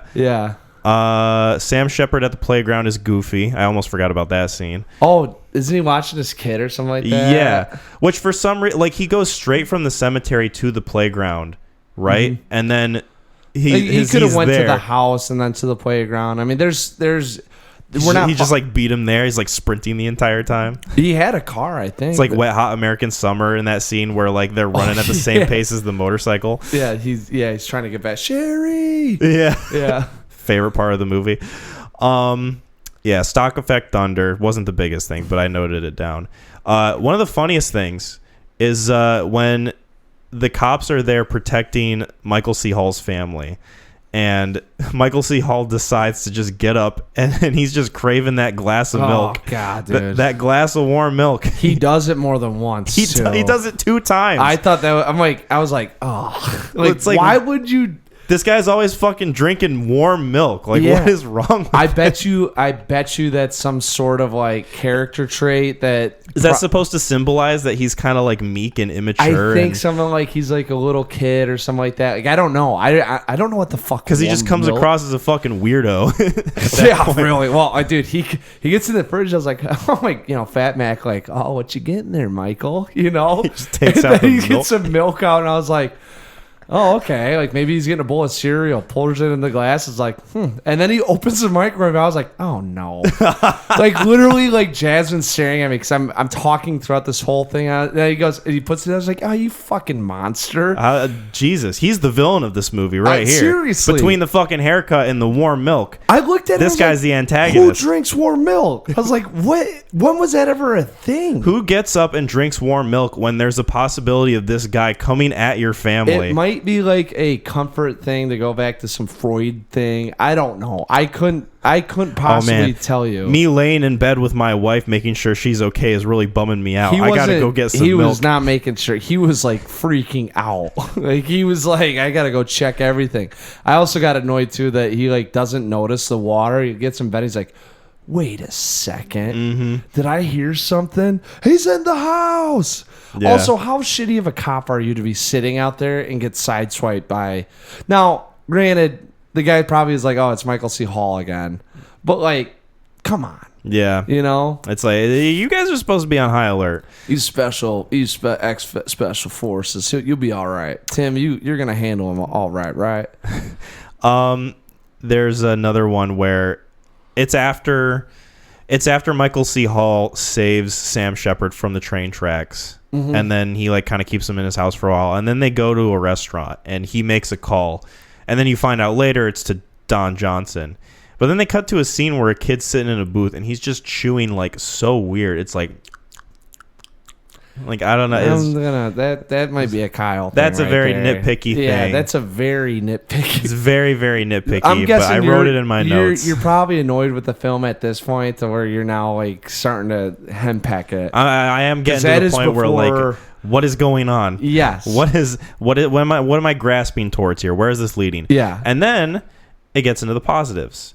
So then I wrote down the dynamic gets better when it's the three of them. So the three of them being Don Johnson, Michael C. Hall, and Sam Shepard. Jim Bob, Russell, and Dane. Like it feels like a short film within a feature film that is like the quality of it and the content of it is 10 times more interesting and better than what came before. Well, so I think half the problem is that the book is it's the exact same thing. So I'm guessing that in the book they do a little bit better of a job developing the relationship between Russell and Dane, Sam Shepard, Michael C. Hall. In this one, it's kind of just thrust onto us that they both are in this like, let's figure this out together because it. Like you're supposed to believe that they're just not interested in hurting each other anymore. Well, you know, he does a good job and he says, "Listen, now the cops are up to something. You know, they told me this and you that. Like we need to figure it out together." And they do a good job with Michael C. Hall actually caring about the guy he killed. I think I'm a little bit more upset that they didn't fucking look into it at the end of the film. Yeah, yeah, we can talk about that. Okay, because that for some reason I don't. Did you watch this on Pluto? I watched it on Tubi. So I honestly fuck Tubi because it was like I didn't know it had ads and it was like the audio and the video did not match up at all. Here's the problem that I have with it, and I gotta figure out where I can like either that or I have to buy this movie because I remember at the end of the film of the one I originally saw, they talked about who the guy was. Yeah, no, this one didn't. This one didn't touch on it at all either. And I'm like, I don't know if there's a creative choice to take that out to cut down runtime or not. Because I remember like Michael C. Hall getting back and they find out that this kid was like, he was 19 and, you know, like wrong place, wrong time. Like, I don't know. And my memory could be way off of it because I did watch this in 2014. So, but like, I know the book touches on it because that's a big thing in the book, and they present it as a big thing in this movie. And then when you watch it and you don't find out who it was, it's like Jesus Christ, that's a fucking hole in the film. Maybe I'll YouTube like the ending of this and see if maybe there was like a different ending. Because I really swear, like I was like watching it, and he gets back and he's laying in bed, and they do the side angle thing, and I was like, oh yeah, like you know his world's kind of just getting flipped, and I was like, he's going back to normal hopefully, and. Like he, you know, and I remember there being another 5 minutes at that thing where he goes back to the grave and he's reading off, you know, or someone's like, yep, he was so-and-so. And when it ended, I was like, no, like, I don't know. If that is in the movie, I'll give it credit. But the version I watched, mine was the same way. Gone. I didn't watch it either. And that's what I'm saying. My memory could be off. But I feel like that feels so childish or not childish, but like, bad movie making if they don't touch on that at the end because that should have been that's the kicking off event. There should be some closure with it. Yeah. So I will look into it and see how the movie ends. unless you're doing it now. But No, I'm looking the movie up on Wikipedia because I didn't remember the director's name, Jim Mickle. yeah. Because I wanted to talk about him specifically. Oh boy. Like I said, the movie gets better as it goes along, but still, like the beginning of it and the way it's directed and how it's handled on a technical level, I wasn't a huge fan of, and it makes me wonder if a director like S. Craig Zahler would have been able to make this film more captivating for me with the way it would have been directed. yeah. Because I really love the tone of his movies and the buildup that it has. Because he is able to do something similar with Bone Tomahawk, where it starts out kind of like as a straightforward Western, but at the same time, you're interested in where it's going. Have you seen Dragged Across Concrete? I have. Yeah. Mm-hmm. It's the same thing, where it starts out as a specific type of movie, and then it kind of flips your expectations a little bit of how it plays out, but it still consistently keeps you interested in it. Yeah. Whereas this movie, it doesn't really do that for me. Yeah. I'm not going to... Yes, obviously there's two different opinions on this one, and I do agree. This thing does get dry at points because it's a very simple premise of, I didn't kill your son. No, you didn't kill my son. Let's find out who killed your son. And because of... Or let's find out if your son is dead. Yeah, whatever it is, and that's like, it's supposed to be enough, and for me it was. I really, I enjoyed this thing. I've seen it 3 times now. Like, I've enjoyed it every time I've seen it. Mm-hmm. But I'm not going to lie. There are slow moments in it, and I do agree. Maybe a different director does a little bit better of a job building on the relationships with either script changes or different events that happen, not necessarily that need dialogue. Yeah, that or just like a lot of technical improvements too. Because a lot of what's preventing me from enjoying this movie more than I would like to is just, the music choices, the editing, the sound design, like just different things and different choices that kind of... I've heard this whole Tubi thing now, so the sound design, I'm going to hold off on taking your opinion with that one. The other two I do agree. But yeah, that's just things about it that kind of, it makes it feel a little cheaper than I would have liked. This thing, I don't even think this thing got made for, let's see, I think it was very cheap.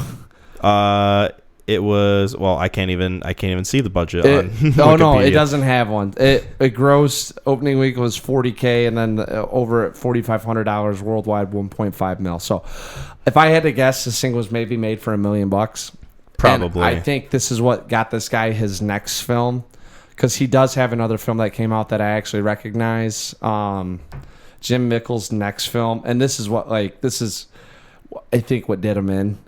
Oh no! It was, because I remember looking. I was like, I remember hearing about that film. And then he's a writer. And he doesn't even write this. He in the Shadow of the Moon, a Netflix movie. Okay. So Netflix had this out. This was like 2020. He developed a Netflix series called Sweet Tooth, which I remember seeing like posters for. Yeah, he's kind of gone to the streaming side, and I think he did In the Shadow of the Moon, and it probably didn't get enough movie views. I had it on one time, and I watched all of 20 minutes and turned it off or fell asleep. I was like, this movie's really bad. Yeah. Yeah, he got a shot at it. I do agree. This is definitely like we actually kind of a little bit of how we grouped them together is really probably like early filmmakers. Like, this was Jim Mickle's first movie, second movie, and then he had the Australian boys, the YouTubers, Chris and that was their first movie. Oh, Talk to Me? Yeah. Oh, Danny and Michael Philippou? Mm-hmm. Yeah. We are what we you got to take a chance on people. Sometimes you got to give them their shot. Interesting. He's got We Are What We Eat, rated R, 5.9. Oh, Wyatt Russell's in it. Oh, nice. Yeah. They must really like each other. Anyways, yeah. No, there's I guess I really like the setting, the time, the era. And being in West Texas or in East Texas. I'm guessing they're East Texas, because I'm going to tell you right now, I know Texas a lot better now. Dallas to Houston is about 3 hours, right? You go from Dallas to like Lubbock, that's 5 hours. Lubbock to Houston's probably 10 hours. Like, Texas is so massive, and they never. I think Huntsville is where I think they might have said they're at, which Huntsville is on the north side, I believe, of Houston. But I really like that area. So the environment to me is rich, but yeah, some of the... It feels more interesting to me as it goes along, and that it utilizes it very well. Because up until like the later part of the movie, you don't get a whole lot of variation in locations and like kind of settings. A little bit of a small town with his and you get his house, and then out in the woods a little bit about with the rain coming down, and then we get a little bit of the railroad tracks, and we get to... It felt like we were in 1980s watching these guys go from town to town.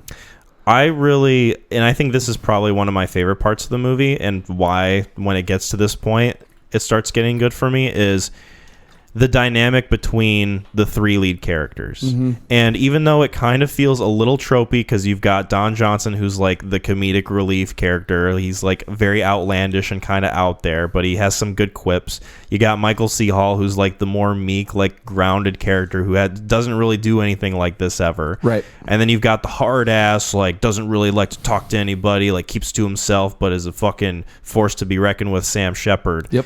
Like, it's a little tropey, but their acting and their chemistry is enough for me to get behind it. It felt like the Odd Bunch. It is the Odd Bunch. Yes. And I really like that the movie goes that direction with it, into the seedy territory of Wyatt Russell's character. Yeah. And I like how that plays out. There's almost also like kind of a tragic element to it, because it's a father going to kill his son because he finds out that his son's a big piece of shit. Yeah. Making snuff films. Yeah. Yeah. So... So I've been talking about how much I like the later half of this, and I'm assuming you also really like it too. Was there anything that we haven't touched on yet that like you want to talk about in terms of like the later half of it? In the late, really the chemistry between them is good throughout. Like, you don't really get it until Don Johnson enters the scene, right? Which is right about when he makes a phone call at the diner, and then they meet. It's literally like halfway through the movie. Yeah, like he walks into the store and is like, "Hey, I got a picture. You think he's frame this?" He's playing music from his car, with the door open as he's inside the shop. Yeah, I didn't get that part. Like, I was like that. There are things that take me out of this film. That was one of them. Yeah, who does that? Like, I get it's 1980s, so like they wanted to show him as like this outlandish character. Like, who is this guy? Yeah, but what kind of guy would do this? You said he's like out there guy, and I'm like, he almost felt the most logical out of all three of them. Like, they get to the house, and Sam Shepard's like about to get up, and he puts a gun to his head, and he's like, "Nah, I told you, we're getting a plan before this. We're doing this right." He goes, "Yeah, I agree with that, Jim. Now take that gun out of my ear."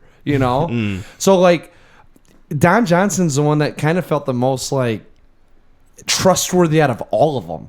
I guess when I say outlandish, I mean just like he has a persona around eccentric. Him, right? Yeah. I get that now. Yes, and that's like he goes in there and then he looks at the chick or whatever, and he makes some quip at her, and she like melts in his hands, and he just like winks and smiles, and then he goes back to talk. I'm like, dude, this dude's like fucking sick. Yeah, so he's eccentric. No, I don't really have much. I mean, this movie is a very, I think it's one of the ones that I always view it as that kind of got a little, not swept under the rug. I just think it's got there's a very interesting subject matter, very interesting scene that happens that probably sticks with people. And then the last 30 minutes of this film is like really fun to me. It's phenomenal. It is very fun, and I enjoy where it goes, and it just feels very pulpy too.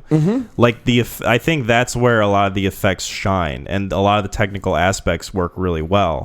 Is like the blood splatters and like the way they handle the weight of the shooting scenes, and how kind of claustrophobic it is, and it's even like shot pretty decently okay too, like just from the perspectives of the characters walking through and kind of like sneaking through the mansion. Like it's literally like a fun house. Like you're going through and you don't know if you're gonna see a mirror or another person walk at you.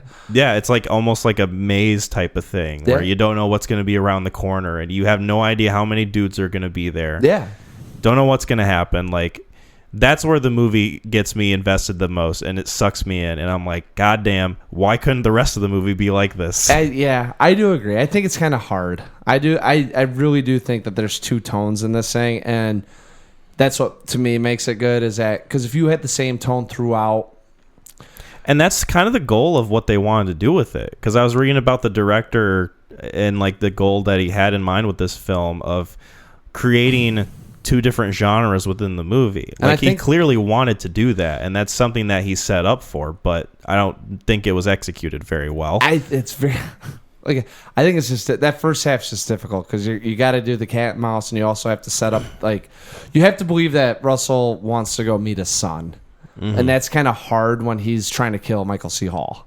You know what I'm saying? Like, there's a lot of conflicting things that happen that really, he's trying to set up tension where, like, I think we talked about in Talk to Me, unneeded or unwarranted. You know, unnecessary. Like they just didn't need to. If he really wanted to meet his son, there could have been more tension with them having conversations. Like, imagine instead of him being in his house, sneak up trying to kill him. Because it's almost like Sam Shepard just becomes like a Jason Voorhees figure, where he's not even really a character; he's just a force to be reckoned with. And I think they were trying. That's unnecessary tension. Like, yeah, that's why I don't really think that was warranted, and that they didn't need to have that. Think about them going to a diner, and Michael C. Hall is like with his family, and he sits down with Michael C. Hall, and he's like looking at him, and he's like, I know we're in a public place, he can't kill me, but like also my family's in danger, I want them out of here. And then he's like, give me a second. Hey, come here, Lou. You know, I want you to take Jordan home. I'll be there in a second. I'll give you a call when you can come pick me up. Okay. And then he comes back and he just sits down and he goes, I didn't kill your son. And then, Sam Shepard, well, I don't really, I never really knew him.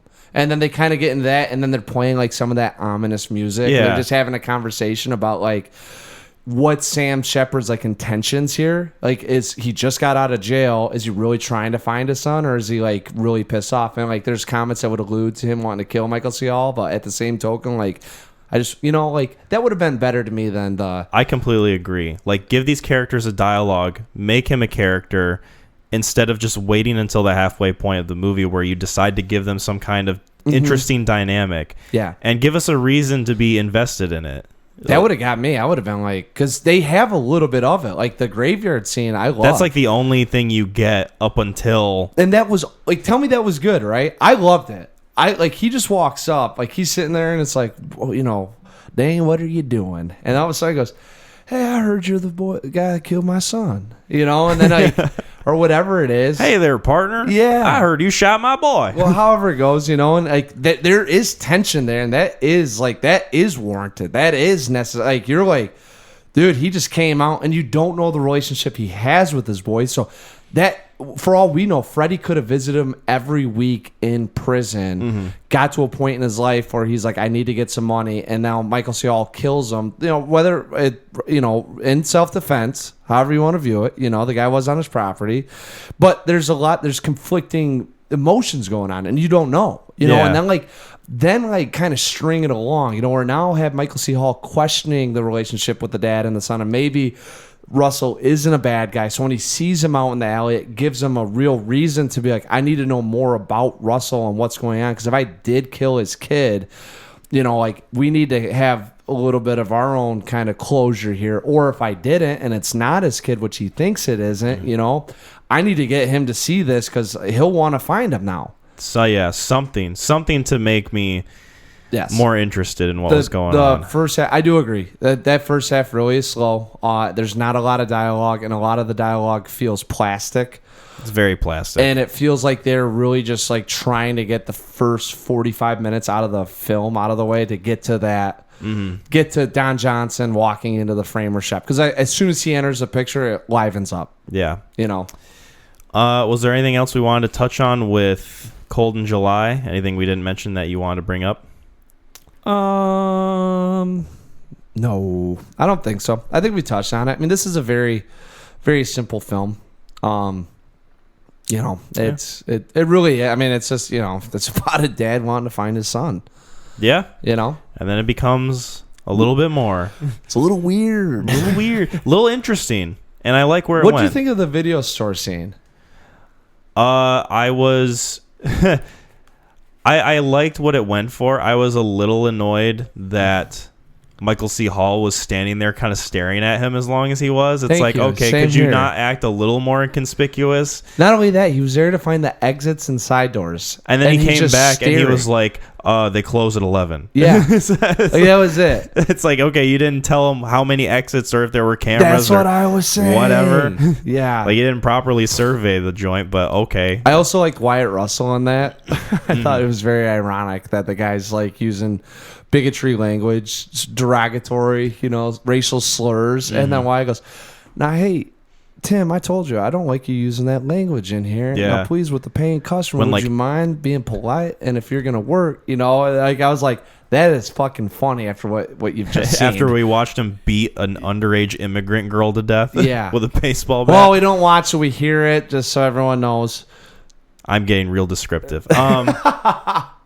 So I guess I can go into my rating first. Yeah, go ahead. Go ahead. I'm ready. You're bracing yourself? Yeah, This is a 6 out of 10. called it. That's good. I really like where it eventually got to, but I don't think the first half was investing enough for me to get behind it in terms of like a lot of the technical stuff that was going on, the editing, the music choices, the cinematography. It just wasn't reeling me in. Mm-hmm. And obviously the character chemistry later and where the story went to eventually really did grasp me. But I think if they had a director behind it like S. Craig Zahler or like Jeremy Saulnier or someone who could like consistently keep those technical elements elevated to where it would keep me interested, then I would have really enjoyed something like this. But I can't give it a pass for its faults. I gotta point them out, and that's pretty much where I feel about it. Mm-hmm. Not a bad movie by any means. It's got a lot of things good going for it, but at the same time, riddled with issues. Mm-hmm. So, this is a 10 out of 10 for me. Damn, we're going to Mac 10. Dude, I love that the film is a little bit of a walk of life at the beginning. I do think it's cartoony in a sense at the beginning. Talk about the character developments a little bit, but I get past some of that stuff just with kind of what you pick up on with some of the relationships happening without the dialogue going on and where Dane sits. I do agree to some extent with the director. Mikkel seems like he had a great idea. I don't want Zahler, now that I think about it, or Sony doing it because I like the two tones that happens. I would much rather have, though, that dark and ominous feeling at the beginning be written in a sense with the characters in mind. A little more fine-tuned. Yes, agreed. And I think those two guys, a little bit. I guess Zahler, because you can see the pieces of it. You can see where he wanted it all to fit like a puzzle, but he just couldn't really put it together that That's well. why the book kind of makes me wonder how it is, because like that first part is very cartoony and very novella-like, right? Like, I just turned out a 350-page story. Prison dad has a kid making snuff films that we got to figure out if he wants to kill him or not because he's never met him. Just write it up. And you're like, also we're going to sell it for $6 at, every freaking Plums in town, right? Remember going through that and you'd see those really cheap books. Yeah. That just someone would just write millions of them, that's kind of how it feels. And I'm like, it's a very rich story and there is a lot of potential behind it. Now, I don't knock it on this. Obviously, I love the story, so whether or not it's done in some sort of cartoony way, the guy went for it. I guess because it's a little cartoony to me, the technical faults at the beginning I don't find too hard of a time with because it fits into that kind of what we're getting. If this is the guy is a Jason figure, we're gonna have the really weird lightning flashes, and it just fits into a little bit of what you kind of think about that film. But starkly contrasted against the second half, that's when you're like, fuck, they missed it. Because that second half is really well done. And it's still Mikkel. You'd assume Mikkel that did it. He brings in some guy, doesn't give him credit. Yeah. He's like, you're going to give me my next fucking film. Yeah. Some ghost director. He's just watching the first half. Like, I fucked this up. So yeah, 10 out of 10. And I think this is a film that there are some dark moments in it that it really elevates the stakes. And I think I agree. Yeah, in a sense that it's well needed, but you also wonder if that was kind of the direction, the vision of the director, that he kept it that slow, because when you get to that point, it is like you're going up shivering timbers and you're like, this is taking forever, and all of a sudden you look over and you're 300 feet in the air and you're like, oh fuck, we got to go down. I love the Michigan's Adventure analogies that we keep coming Everyone back to. that listens, if you are out of state, please, I beg you for our ads and money to look up Michigan Adventures. We'll sell out. Yeah. And then let them know who we are, so when I talk to them, they agree, because we have a following. So they have a heads up, so they're not blindsided when me and Max show up and we're like, hey, guess who we are? Yeah, and then they understand that we're using roller coasters. They're roller coasters as analogies, and we can sell. For good movies. Yeah. Well, I think this is a good film. 6 out of 10. You gave it a 10 out of 10. Dude, I'm telling you, I really just like the story behind it, and I agree. If anything, I'd probably bump it down to a 9. I'm going to leave it at a 10 because I had it ranked at a 10. I had the same problem the first time I saw it. There is moments where I'm yawning, but I feel like it's done purposefully. Now, we are saying that, technically speaking, not the best, and I'm like thinking about it now. I'm like, yeah, it still fits in my head what I kind of had envisioned. But anyways, I would recommend this film to people to watch, and I think it would definitely, it opens up conversations at dinner parties, not with your family, but with friends. Yeah, with friends that hopefully you don't make snuff films with. Yeah, like that aren't like, man, I really love that film, especially when I saw that video, and you gotta be like, okay. What like, what kind of theme park would the snuff films be? Would that be Action Park? No, that does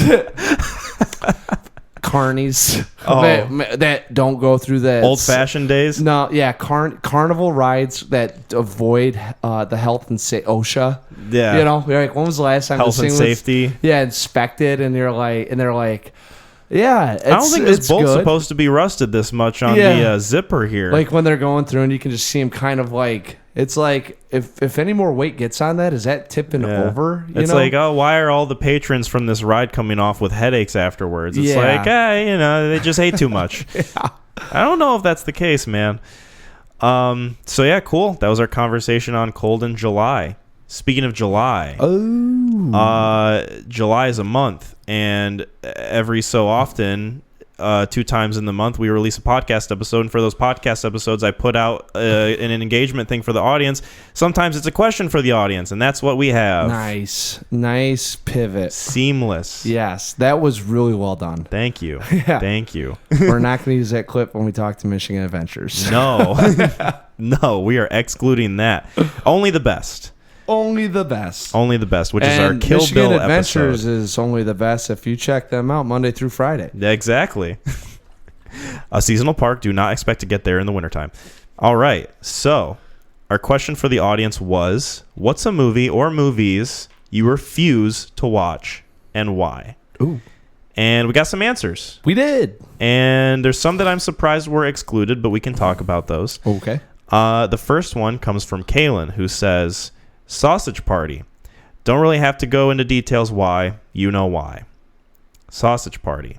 Mm-hmm. The Seth Rogen movie? Yeah, the like animated anthropomorphic food. Yeah, that where is like the existential crisis. The whole gist of it is that like existentialism, they're tired of dying because the humans keep eating them. Yeah, I haven't seen it either. Like anthropomorphic. Obviously, food. It's a good answer if if we haven't seen it. Would that be one you refuse to watch though? No, I'd watch. I a lot of times what happens is I don't go see movies in the theaters, which is kind of odd. I do like them like when they come out. So unless I make you watch it in the theater. True. I can't think of the last, like, Nope, I think it was the last time I was like, I really want to go see this in theaters.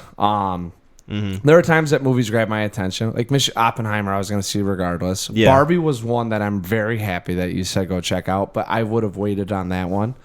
The problem that happens, though, sometimes is that when you wait that long, things come out. You hear people talk about it, and sometimes, there's a little bit of controversy that gets stirred, and if it doesn't grab your attention, it kind of turns you off from watching the film because it's like I don't need to be a part of that debate. And I also heard it's not that funny. So and that's the thing that I was going to bring up too is that if you know what type of movie it's going to be and you know it's not going to be your thing that you'll enjoy, then why would you even put yourself through it unless you had like some obligation to, or like maybe you're with your friends and they're all like, hey, let's go watch Sausage Party and not do anything else, and you're like, all right, well, I guess I'll go join you guys. Maybe they pay for your ticket if they're nice friends and good friends and they love you and care about you. I don't know. Maybe they're not, but maybe they make you pay for theirs. Maybe they make you buy all theirs because they're watching Sausage Party because they're your friends and they like to hang out with you, and you want to keep being their friends, so you got to buy their tickets, and their drinks and beverages, and you forget to use your membership card, so you don't get the VIP points, and you got to drive them in your car, so that everything goes smoothly. And then you talk about them paying for gas, and they say they don't believe in the capitalist system, so they're not going to pay for gas when they could ride their bikes. Exactly. I don't think I have any friends.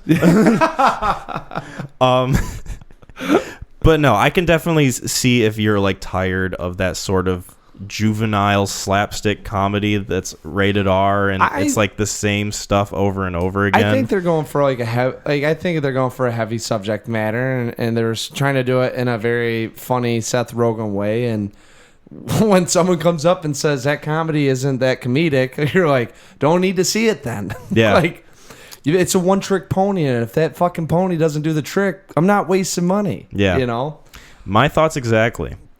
Our next one comes from Joanne. Very different type of answer, but interesting. Dune, the first one, 1982. Any movie that gives you a definition sheet when you buy a ticket, please, how are you supposed to read that in a dark theater?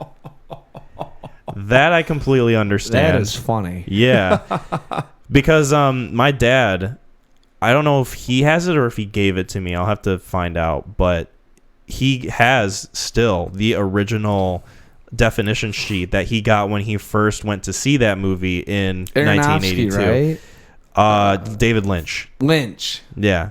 That's right. Which is funny because that's the only David Lynch movie I've seen. out of all of them. I know. Jesus, Kyle. It's such a funny fact that I like to tell people. You call yourself a Michigan adventure snob? We're going through this again, huh? Listen. Just because I like to ride Funnel of Fear over and over again doesn't mean I need to go on the zigzag, all right? Is that Funny Games compared to Cold in July? We haven't laid out a definition sheet yet for Michigan's Adventure, but I'll tell you what, if you get a definition sheet when you go see Dune, the original one, might not be the best thing. He's fucking back. I'm back. That was an actual seamless that transition was there. Actual, yeah. Yeah, that's the clip that we send to them so that we can get sponsored. That was... Wow. That was fucking chaotic. For those who want to know what happened, Mac in a frenzy took his headphones off and his glasses fell off his face. No, that was me signaling that we're turning this thing off and we're going to Michigan Adventures right now to give them the audio feed. Yeah, absolutely. Yeah. So you've got this thing. Why isn't it framed? Could you get it from him? And we could I don't know if I have it myself or if my dad has it. That's what I'm saying. It's a family heirloom at this point. I know. Could you get that from him and put it in a movie frame or a poster frame? I don't know if it's big enough. It could be like one of those small things, or it might. You know what? It might just be like an 8-inch by like 11.5 standard piece of paper. That fits into frames. So that I could find a frame for that. I'm telling you that would be a nice little. That trinket. Is a fucking That could go in the podcast room. We're here. It could go next to the two houses from the weird Florence Pugh movie. Don't worry, darling. Yeah. I don't want to think about that movie when I look at that picture. I really like that picture. Take it out, erase it. I didn't say it. All right. That was just a bad joke, Kyle. I'm gonna cut that. Just a really bad joke. Cut that. That's not going to Michigan's Adventure. And cut it out. We'll do it in post. We'll take it out of the pod. So do it in post. Listen, they don't need to hear that one. Yeah, I'll tell my editor about it, which is me. Yeah. So yeah, Dune. Was there anything else we wanted to talk about with that choice? Haven't seen it. No, that's a great one. That's a really fun. That is a good one. So wait, hold on. Can you read off the question again? So the question was, what's a movie or movies you refuse to watch and why? Like, so you say like again, right? Or are you saying it could be again? It could be like ever. So your mom hasn't seen Dune? I think she did, but my dad dragged her to see it, and she just didn't like it at all. So now she just never wants to watch it again. Got it. Okay. Yeah. That's what I was trying to like figure out. I was like, all right, have we seen these movies or haven't we? Because it sounded like ones that you just like, I'm not gonna. Definition sheet aside, it's just a shitty movie. Okay. I'll just throw that out there. Yeah. All right. You know what? You're right. Yeah. Our next answer comes from Levi. Oh, let's go, Levi. Special guest Levi, who we had on the show. Marley and Me. And he has more that he says in this comment, but I don't want to say anymore because, it could potential give away what happens in the film. Oh, yeah. So, but I understand his answer. Sure. Because a subject matter like that, when you're very emotional about it and you're invested and you like those things. Yes. It's like we're beating around the bush, but anybody who like knows about Marley and Me can probably piece together what I'm talking about. Well, you don't have to piece it together because these are films where we're saying don't watch or refuse to watch again. True. Oh, man. Or maybe you should watch it just so you can feel that. Because sometimes movies... to not watch it again? Well, no. Like sometimes movies give you a type of feeling that, it might not be a pleasant feeling. Like, oh, being like scared's not pleasant. Watching a snuff film. I don't know about that. I don't know about that carnival ride. In movies. Okay. Nice save. But no, sometimes you want to experience something sad because it reminds you of those feelings, and maybe it makes you think about your own experiences with that sort of thing. You know, taking you back makes you feel human. Makes you feel alive. Yeah, gives you that purpose. But I can understand why people would want to avoid it as well. I mean, that's there are that's Gleason right there. Oh, I can't. I'm gonna fucking assign you to watch Gleason with Megan. Okay, that will be. Next time I get... You assign Gleason to me, I'll assign Dear Zachary to you. How about that? Yeah, that'd be interesting. That would be interesting. Because I've seen Dear Zachary. And I've seen Gleason. Yeah. We'll see which one destroys the other the most. Yeah, I don't know. The other problem, too, is like then you find out like if like we come back and like I was laughing the whole time, I'm like, hey. Hey, what the fuck is wrong with you? Like, okay, I thought we were talking about being human. Hey, this is my last episode of the podcast. I'm not... No, but you could do the same with me. I watched Dear Zachary, and for some reason I'm like, yeah, I agreed with that person, and like it kind of made sense to me, and you're like... Oh, okay. Yeah. What did you say about snuff films? You're like, for some reason, it was arousing. I'm like, all right. Oh, okay. I'm turning the podcast off. off. Hey, Mac, we'll meet again at Michigan Adventures. Yeah. Where I will drown you. Yeah. Speaking about putting out bad dogs. Yeah. We got one more answer. Okay. But the person who gave the answer is here. And I figured, why not just have them jump in to give their answer instead of having me read it for them? Know that answer? Are getting? Oh, they have it ready. Oh, they're ready. They're ready. All right, yeah, do it. So, we have, this just in, my girlfriend, Megan. Hello. So we were talking about films that you absolutely refuse to watch, and you gave an answer. Oh my God! And do you know what it is? Do you have a yeah, feeling? I know what it is. I can't believe he's putting you through this again. I know. He loves to torment me. Yeah. I don't know about that. It is funny love too to have a dialogue. That the film the tone of this film, the element is being portrayed right now. I know. It's torture. No, maybe not though. She might want to be on here too. I'm saying I do feel very honored. Relive the film. Yeah. So, do we want to mention what movie this is? Yes. So the movie that I refuse to watch is Funny Games. Why? Well, it is a miserable movie. It really makes me just feel totally awful. From the very first scene, I think Jasmine kind of had similar feelings with the eggs. Yeah. I think I don't know if it's the same for men watching the movie, but for women, when you see that, you're immediately like, no, this is wrong. No one would react in this way. Uncomfortable. Like, Tim Roth gets his leg chopped off or something. I mean, that's potential light spoilers for funny games. Oh, sorry. No, it's okay. What do you mean, like, that's You're not gonna. Anyways, yeah, this is a movie that so the first time I watched it with Megan, and we had completely different perspectives on it and opinions on how we felt about it. She had a giant frowny face and you had a giant smiley face. That is exactly right. Yeah, if that was if it was an emoji and a text message, I think that would sum it up. Yeah.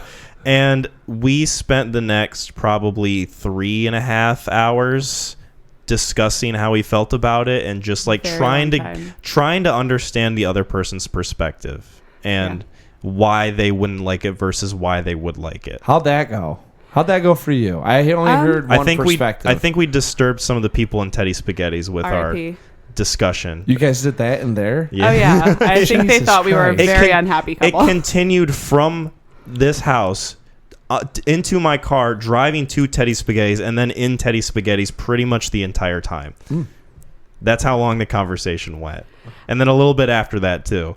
And I think we see the same things in it. He just loves those things, and I hate those things. What it does for the director does to the audience. Yeah. Right. And exactly like invoking those reactions versus invoking those reactions. So the movie is a very subversive, almost kind of satirical take on the horror thriller genre, and it does things that it wouldn't normally do if it was just a straightforward horror thriller film. Like, it involves the audience in some way. I don't know if it's satirical. It makes you feel...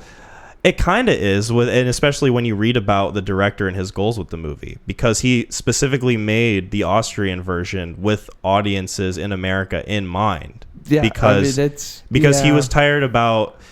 He wanted to kind of put a mirror up and say, like, this is the kind of movie you want to watch. Well, I will show you how the situation would actually make you feel. And it makes you feel horrible and it makes you feel like shit, but it presents it in a way that's still very well done and still really well made within its own genre. And I think it's one of those movies where it's kind of like Hot Fuzz for me, where it takes that premise and it takes that type of genre and it sort of pokes fun at it in a way, but it also does it really well. Like how Hot Fuzz does with the buddy cop sort of movie, this movie does with the horror thriller genre. That's my perspective of it. I was about to say I got a different one on it. I don't necessarily hate it, but I don't necessarily love it. So you're kind of in the middle. No, I've seen this film now 3 or 4 times, so it quickly became one of my favorites. I watched so no, this is I don't satirical in a sense, but I also think that he had a goal in mind and it's messing with the audience members. I think that's where you get the uncomfortableness, it's very uncomfortable. Right. And that's what that sort of satire, to me, satire kind of muddles its way in with parody, and this, it's not necessarily a satire or parody to some extent, because I do agree to some extent it is, but I also feel like that he had a goal in mind that was I don't think it's just satire. I think it's obviously more than that. Right. That's what I'm saying. To me, I think that's masked with that satire, It's got a coat of paint on there. Yeah, that's what I'm saying. So, but he does it effectively, and that's why I appreciate it. I always say too, it made Jasmine really uncomfortable. It makes me always like skin creep and crawl, and it makes you question and do some introspection on how would you handle the situation up to some extent, and really, at what point are we too polite and cordial versus and at what point has it gone too far? Versus it's still a really well made movie, so you have to give it its respect, at least for me, and that's where once again, it is a movie, and he's not all the time directors go out and hit the goal in mind. Yeah, Michael Haneke. Yeah, I think he hit the goal with this one, so you gotta like it. Yeah. So or not like it. I think that's a big thing with you too, is that, like you said before, you recognize the good qualities of it, but the way it makes you feel, you just can't get past. Yeah, I guess I really don't need that kind of commentary of like, oh, some rich-looking white guys can pull one over on you. Like, we all know that. And, I don't like the feeling of like, why would you do that? I wouldn't do that. Like, every single turn, it makes you like, it's really hard to feel sympathy for the victims because it's like, it's so obviously you're doing the wrong things. Like, you're doing everything wrong and not even trying to like fight for your life is what it felt like. So I was like, well, I don't even want to watch this anymore. I don't know if I'd say like doing it wrong. I think there's definitely, I think the problem that you have with it is that there are moments when you realize that it's a bigger problem than what's being presented. Right. And you're sitting there thinking, because you can see where it's going, but like in the same lens, like, and obviously I don't live in the hoity-toity boathouse or anything like that, but like if you had someone stop by, and they were trying to be cordial and polite about things and you've invited them into your home, like at what point do you recognize and say, I need to get them out? And at what point I will take violent action to get you out, Like that's always a problem that's why it made me uncomfortable because like at some point you really got to step up and have some courage and like, it's kind of tough to just have that right on the scene and be like, this isn't a good thing going on. Yeah. And I mean, some context on me too. I'm a big fan of true crime. So like that's something that's kind of primed in my mind where it's like, no, like why are you doing these things? And another podcast that I'm a big fan of is My Favorite Murder. And one of their taglines is, I won't curse on the podcast, but F politeness, basically, where it's like, oh, you can curse. You can curse. Well, balls, piss, they ass, say fuck damn, politeness. Like, shit. You don't. Kyle. It's not worth your life to be nice to somebody. Like, think about Ted Bundy. Like, you're not gonna. You don't want to. I don't know how to phrase it. Like, make yourself feel uncomfortable by being like, I guess I can help you with that. I'll give you another egg. Okay, I'll give you another egg. Just because it's like what we're taught to do when it's very clearly a situation that you don't want to be in. And you can see that, and you can see on her face that she knows it's a situation that she shouldn't be in, but she's still doing it anyway. For what? Yep. Yeah. Agreed. So. Yeah. I can't really disagree with your perspective because it's entirely just how you feel about it and just the subject matter alone, you not being a fan of it, I get it. It's the same reason why I don't watch movies like Vile or like torture porn, basically, because no matter how well done or how well like made, Hostel, are you saying? Or like something like that, maybe. Green Inferno? I haven't seen those movies. Like, obviously, they're not my thing. It's okay, you don't need to. But it's the same reason that I wouldn't see those, even if they're like well made, and even if the intent is there. I would not be interested in watching those movies because it just I don't like how they make me feel, and I absolutely get where you're coming from with your perspective on it. Like, I get it. Yeah. Now, when you do a podcast, have him come on and talk about forcing him to watch Green Inferno and talk about why he didn't like it and how it made him feel. I have a feeling that she'll have similar feelings with me about movies like that. I mean, I have no idea what this movie is, so I can't really provide any context. Eli Roth, it's loosely based on Rockefeller's kid that went to Rockefeller, what's his first name? The oil tycoon. Is it JD Rockefeller, maybe. His great grandson inherited a bunch of money, so he was going to different colonies, in South America, I want to say, or maybe on islands, just ones that in terms of not anthropology. Anyways, to see their culture and see how they operate, the communication, their whole society. Yeah, that's anthropology. Anthropology, right. Yeah. And, he went to one island and never came back, so it's assumed that he was killed and eaten. So Eli Roth loosely based a movie on that event, and it is Eli Roth having 4 or 5 like missionaries or anthropologists go to a cannibalistic society and pissing them off. So imagine how I watched that one. Yeah. Big yikes. Also not my cup of tea. So, Oh, does Siri want to join the podcast? I think so. My watch likes to go off hop all the on time. here. Yeah. Like, who cares? Hey, we'll Yeah, get more Siri. people in there. Why Siri, not? what ones you never want to watch again? Yeah. Yeah. Funny games. No. Never. I shut the podcast off right there. You guys have talked about it so much and how much she doesn't like it. Siri remembers it. I know, it's like a meme in our relationship at this point. He loves to play the stupid song that they play all At the the time. very Like beginning. anytime it's like, hey, you want to put some music on? He has to put that one on first. The Screamo and try one? to jump scare me. It's a funny one. Yeah. I like putting it on, and not too often to where like it becomes like super Yeah, obvious, but it's like a fine wine. I gotta like, sprinkle it in. I'm gonna bring out the 71 Bordeaux. Not every time. Every once in a while, we gotta just get it out, right? I gotta do it after not talking about funny games for a while. Yes. And then she'll forget about it, have that ease of mind, and then I just introduce Boom. it back. Yeah. I do. I really forget.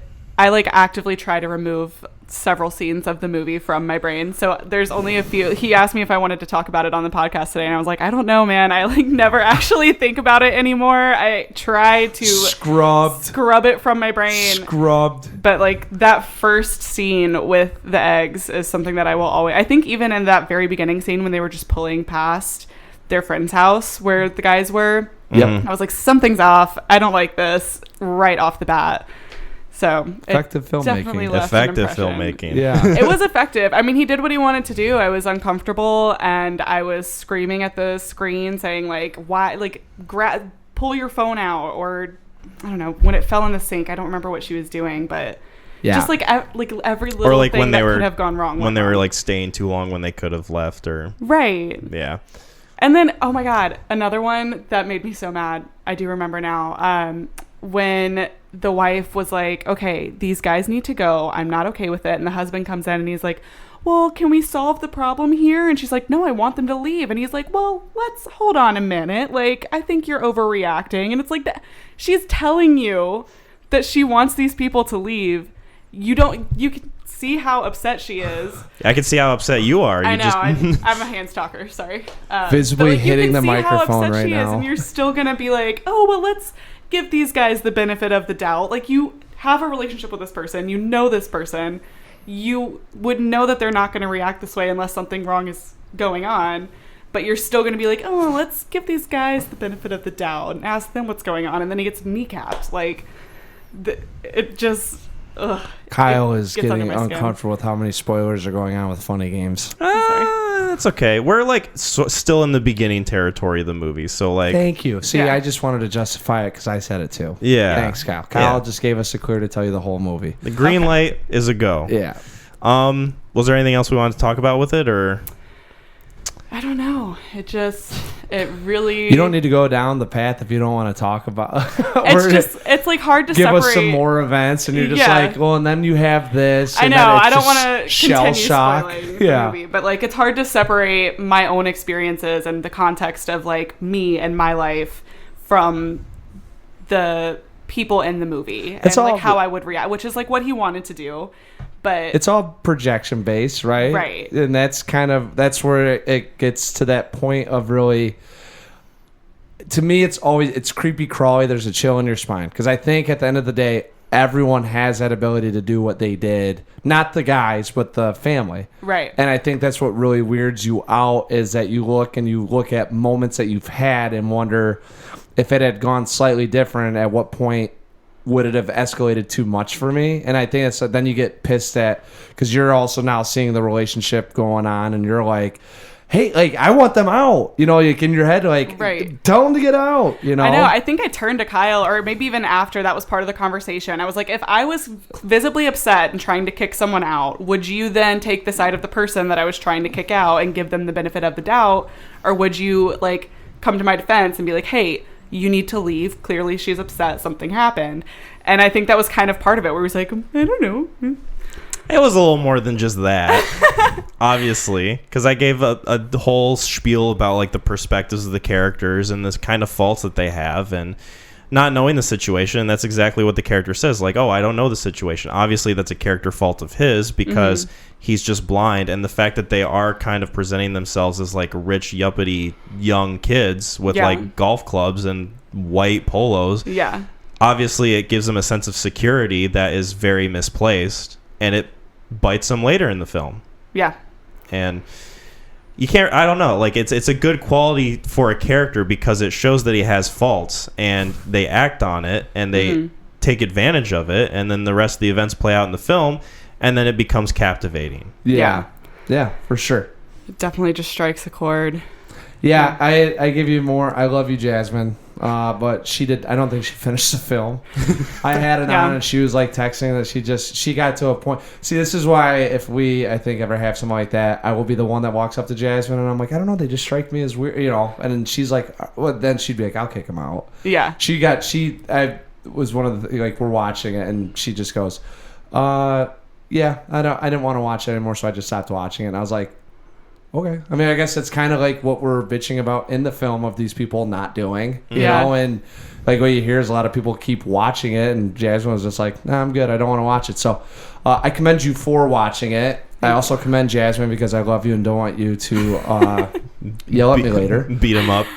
No, she doesn't. She's great. Beat it with a golf club. Yeah. No, she does all the tough talking, unless it's with the electric company. Yeah, I'm always like, you can have conversations with millions of people about then it's problems. Mac to the phones. Not quite. We ate a big bill, and I was like, just call them. And like, I was like, you talk to people every day about problems every day. How are you, And she's like, well, I will. And then it never happened. So she's listening to this. Yeah, this was a chord that was struck. But I love you, and you handle up my lightweight, so. Aw, well, that's a wholesome note to end this conversation on, I think. Cool. Well, thank you for joining for this thanks for having me. Conversation. Yes, Megan, thanks for hopping on. And we appreciate it. We talk about an uncomfortable movie. It's all right. We do it all the time. It's a big ask for your first podcast appearance, I will say. But you did a really good job. Yes. So. Thanks. Hopefully the audio is not too bad. Cut out whatever you need. No, I'll probably just have to turn some stuff up, but it shouldn't be too big of an issue. All right. One more bit of business. Yes. I get to make a recommendation. Do it. And this is one that I've had on my recommendation list for a while. It's the second one out of like 30-something movies that I have written down. Oh, boy. Let me just look up some information about this. Green Inferno, Eli Roth, 2015. Mac, you're not going to believe what I have in store. Okay, so this is a 2006 film.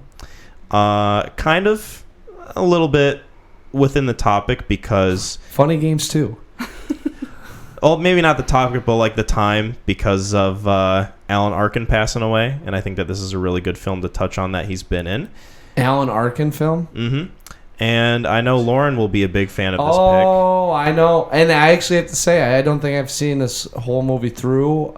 Okay. So this will actually be one of the films that you'll recommend that I've not like really seen. Oh, and I've seen it a couple times. Yeah, so I know it fairly decently. And I'm either going to break hearts or make people proud. And of course, I'm talking about Little Miss Sunshine. Oh. Was that not what you thought it was going to be? No, I'm just kidding with you. Hey! That's a roller coaster for you, baby. He was on it the whole time. He knew about the bit the whole time. You got me. That guy. You got me. That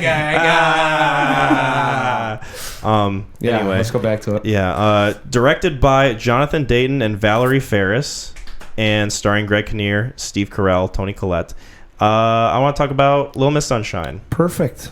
So we will do just that for episode 53. Thank you guys so much for checking this episode out. Be sure to go to YouTube, Spotify, or Apple Podcasts if you want to catch more episodes. We're also on www.neoncrewpodcast.com. Get some merch from the Etsy page. I'll include a link in the description. Give us some good ratings on Spotify and Apple Podcasts if you can. That would be awesome. Helps our engagement. And if you haven't subscribed to the YouTube channel, be sure to do that as well. That would be sick AF, as the kids say. That would be SAF. Yeah. On fleek is what I think a current term Pissy. Oh, I'm sorry. Is that not still? What do you mean still? What was the other one that I used to drop all the time? The illest? Man. But... You could not let go of the illest. I still won't, and Pissy's coming back. Never heard that at Fruitport, did you, Kyle? I never heard that anywhere. Google it. Yeah. Just like the illest is on there. What movie? I told you about that movie that dropped that line too. Didn't I text it to you? I don't remember what it was. Yeah. If you did. Oh, I did. I know I did. Fuck. Well, maybe that'll be a future episode that we remember that fact. Yeah. Maybe don't Google pissy if you can. Go incognito. Don't go with R. Kelly if you do. Yeah. Ooh. Yeah. Topical. Yeah. Tropical. Oh no. Oh my God. I don't think there was anything else I had for the outro. You wanna cap this off? You want to do that? WWTHD. Bye, everyone.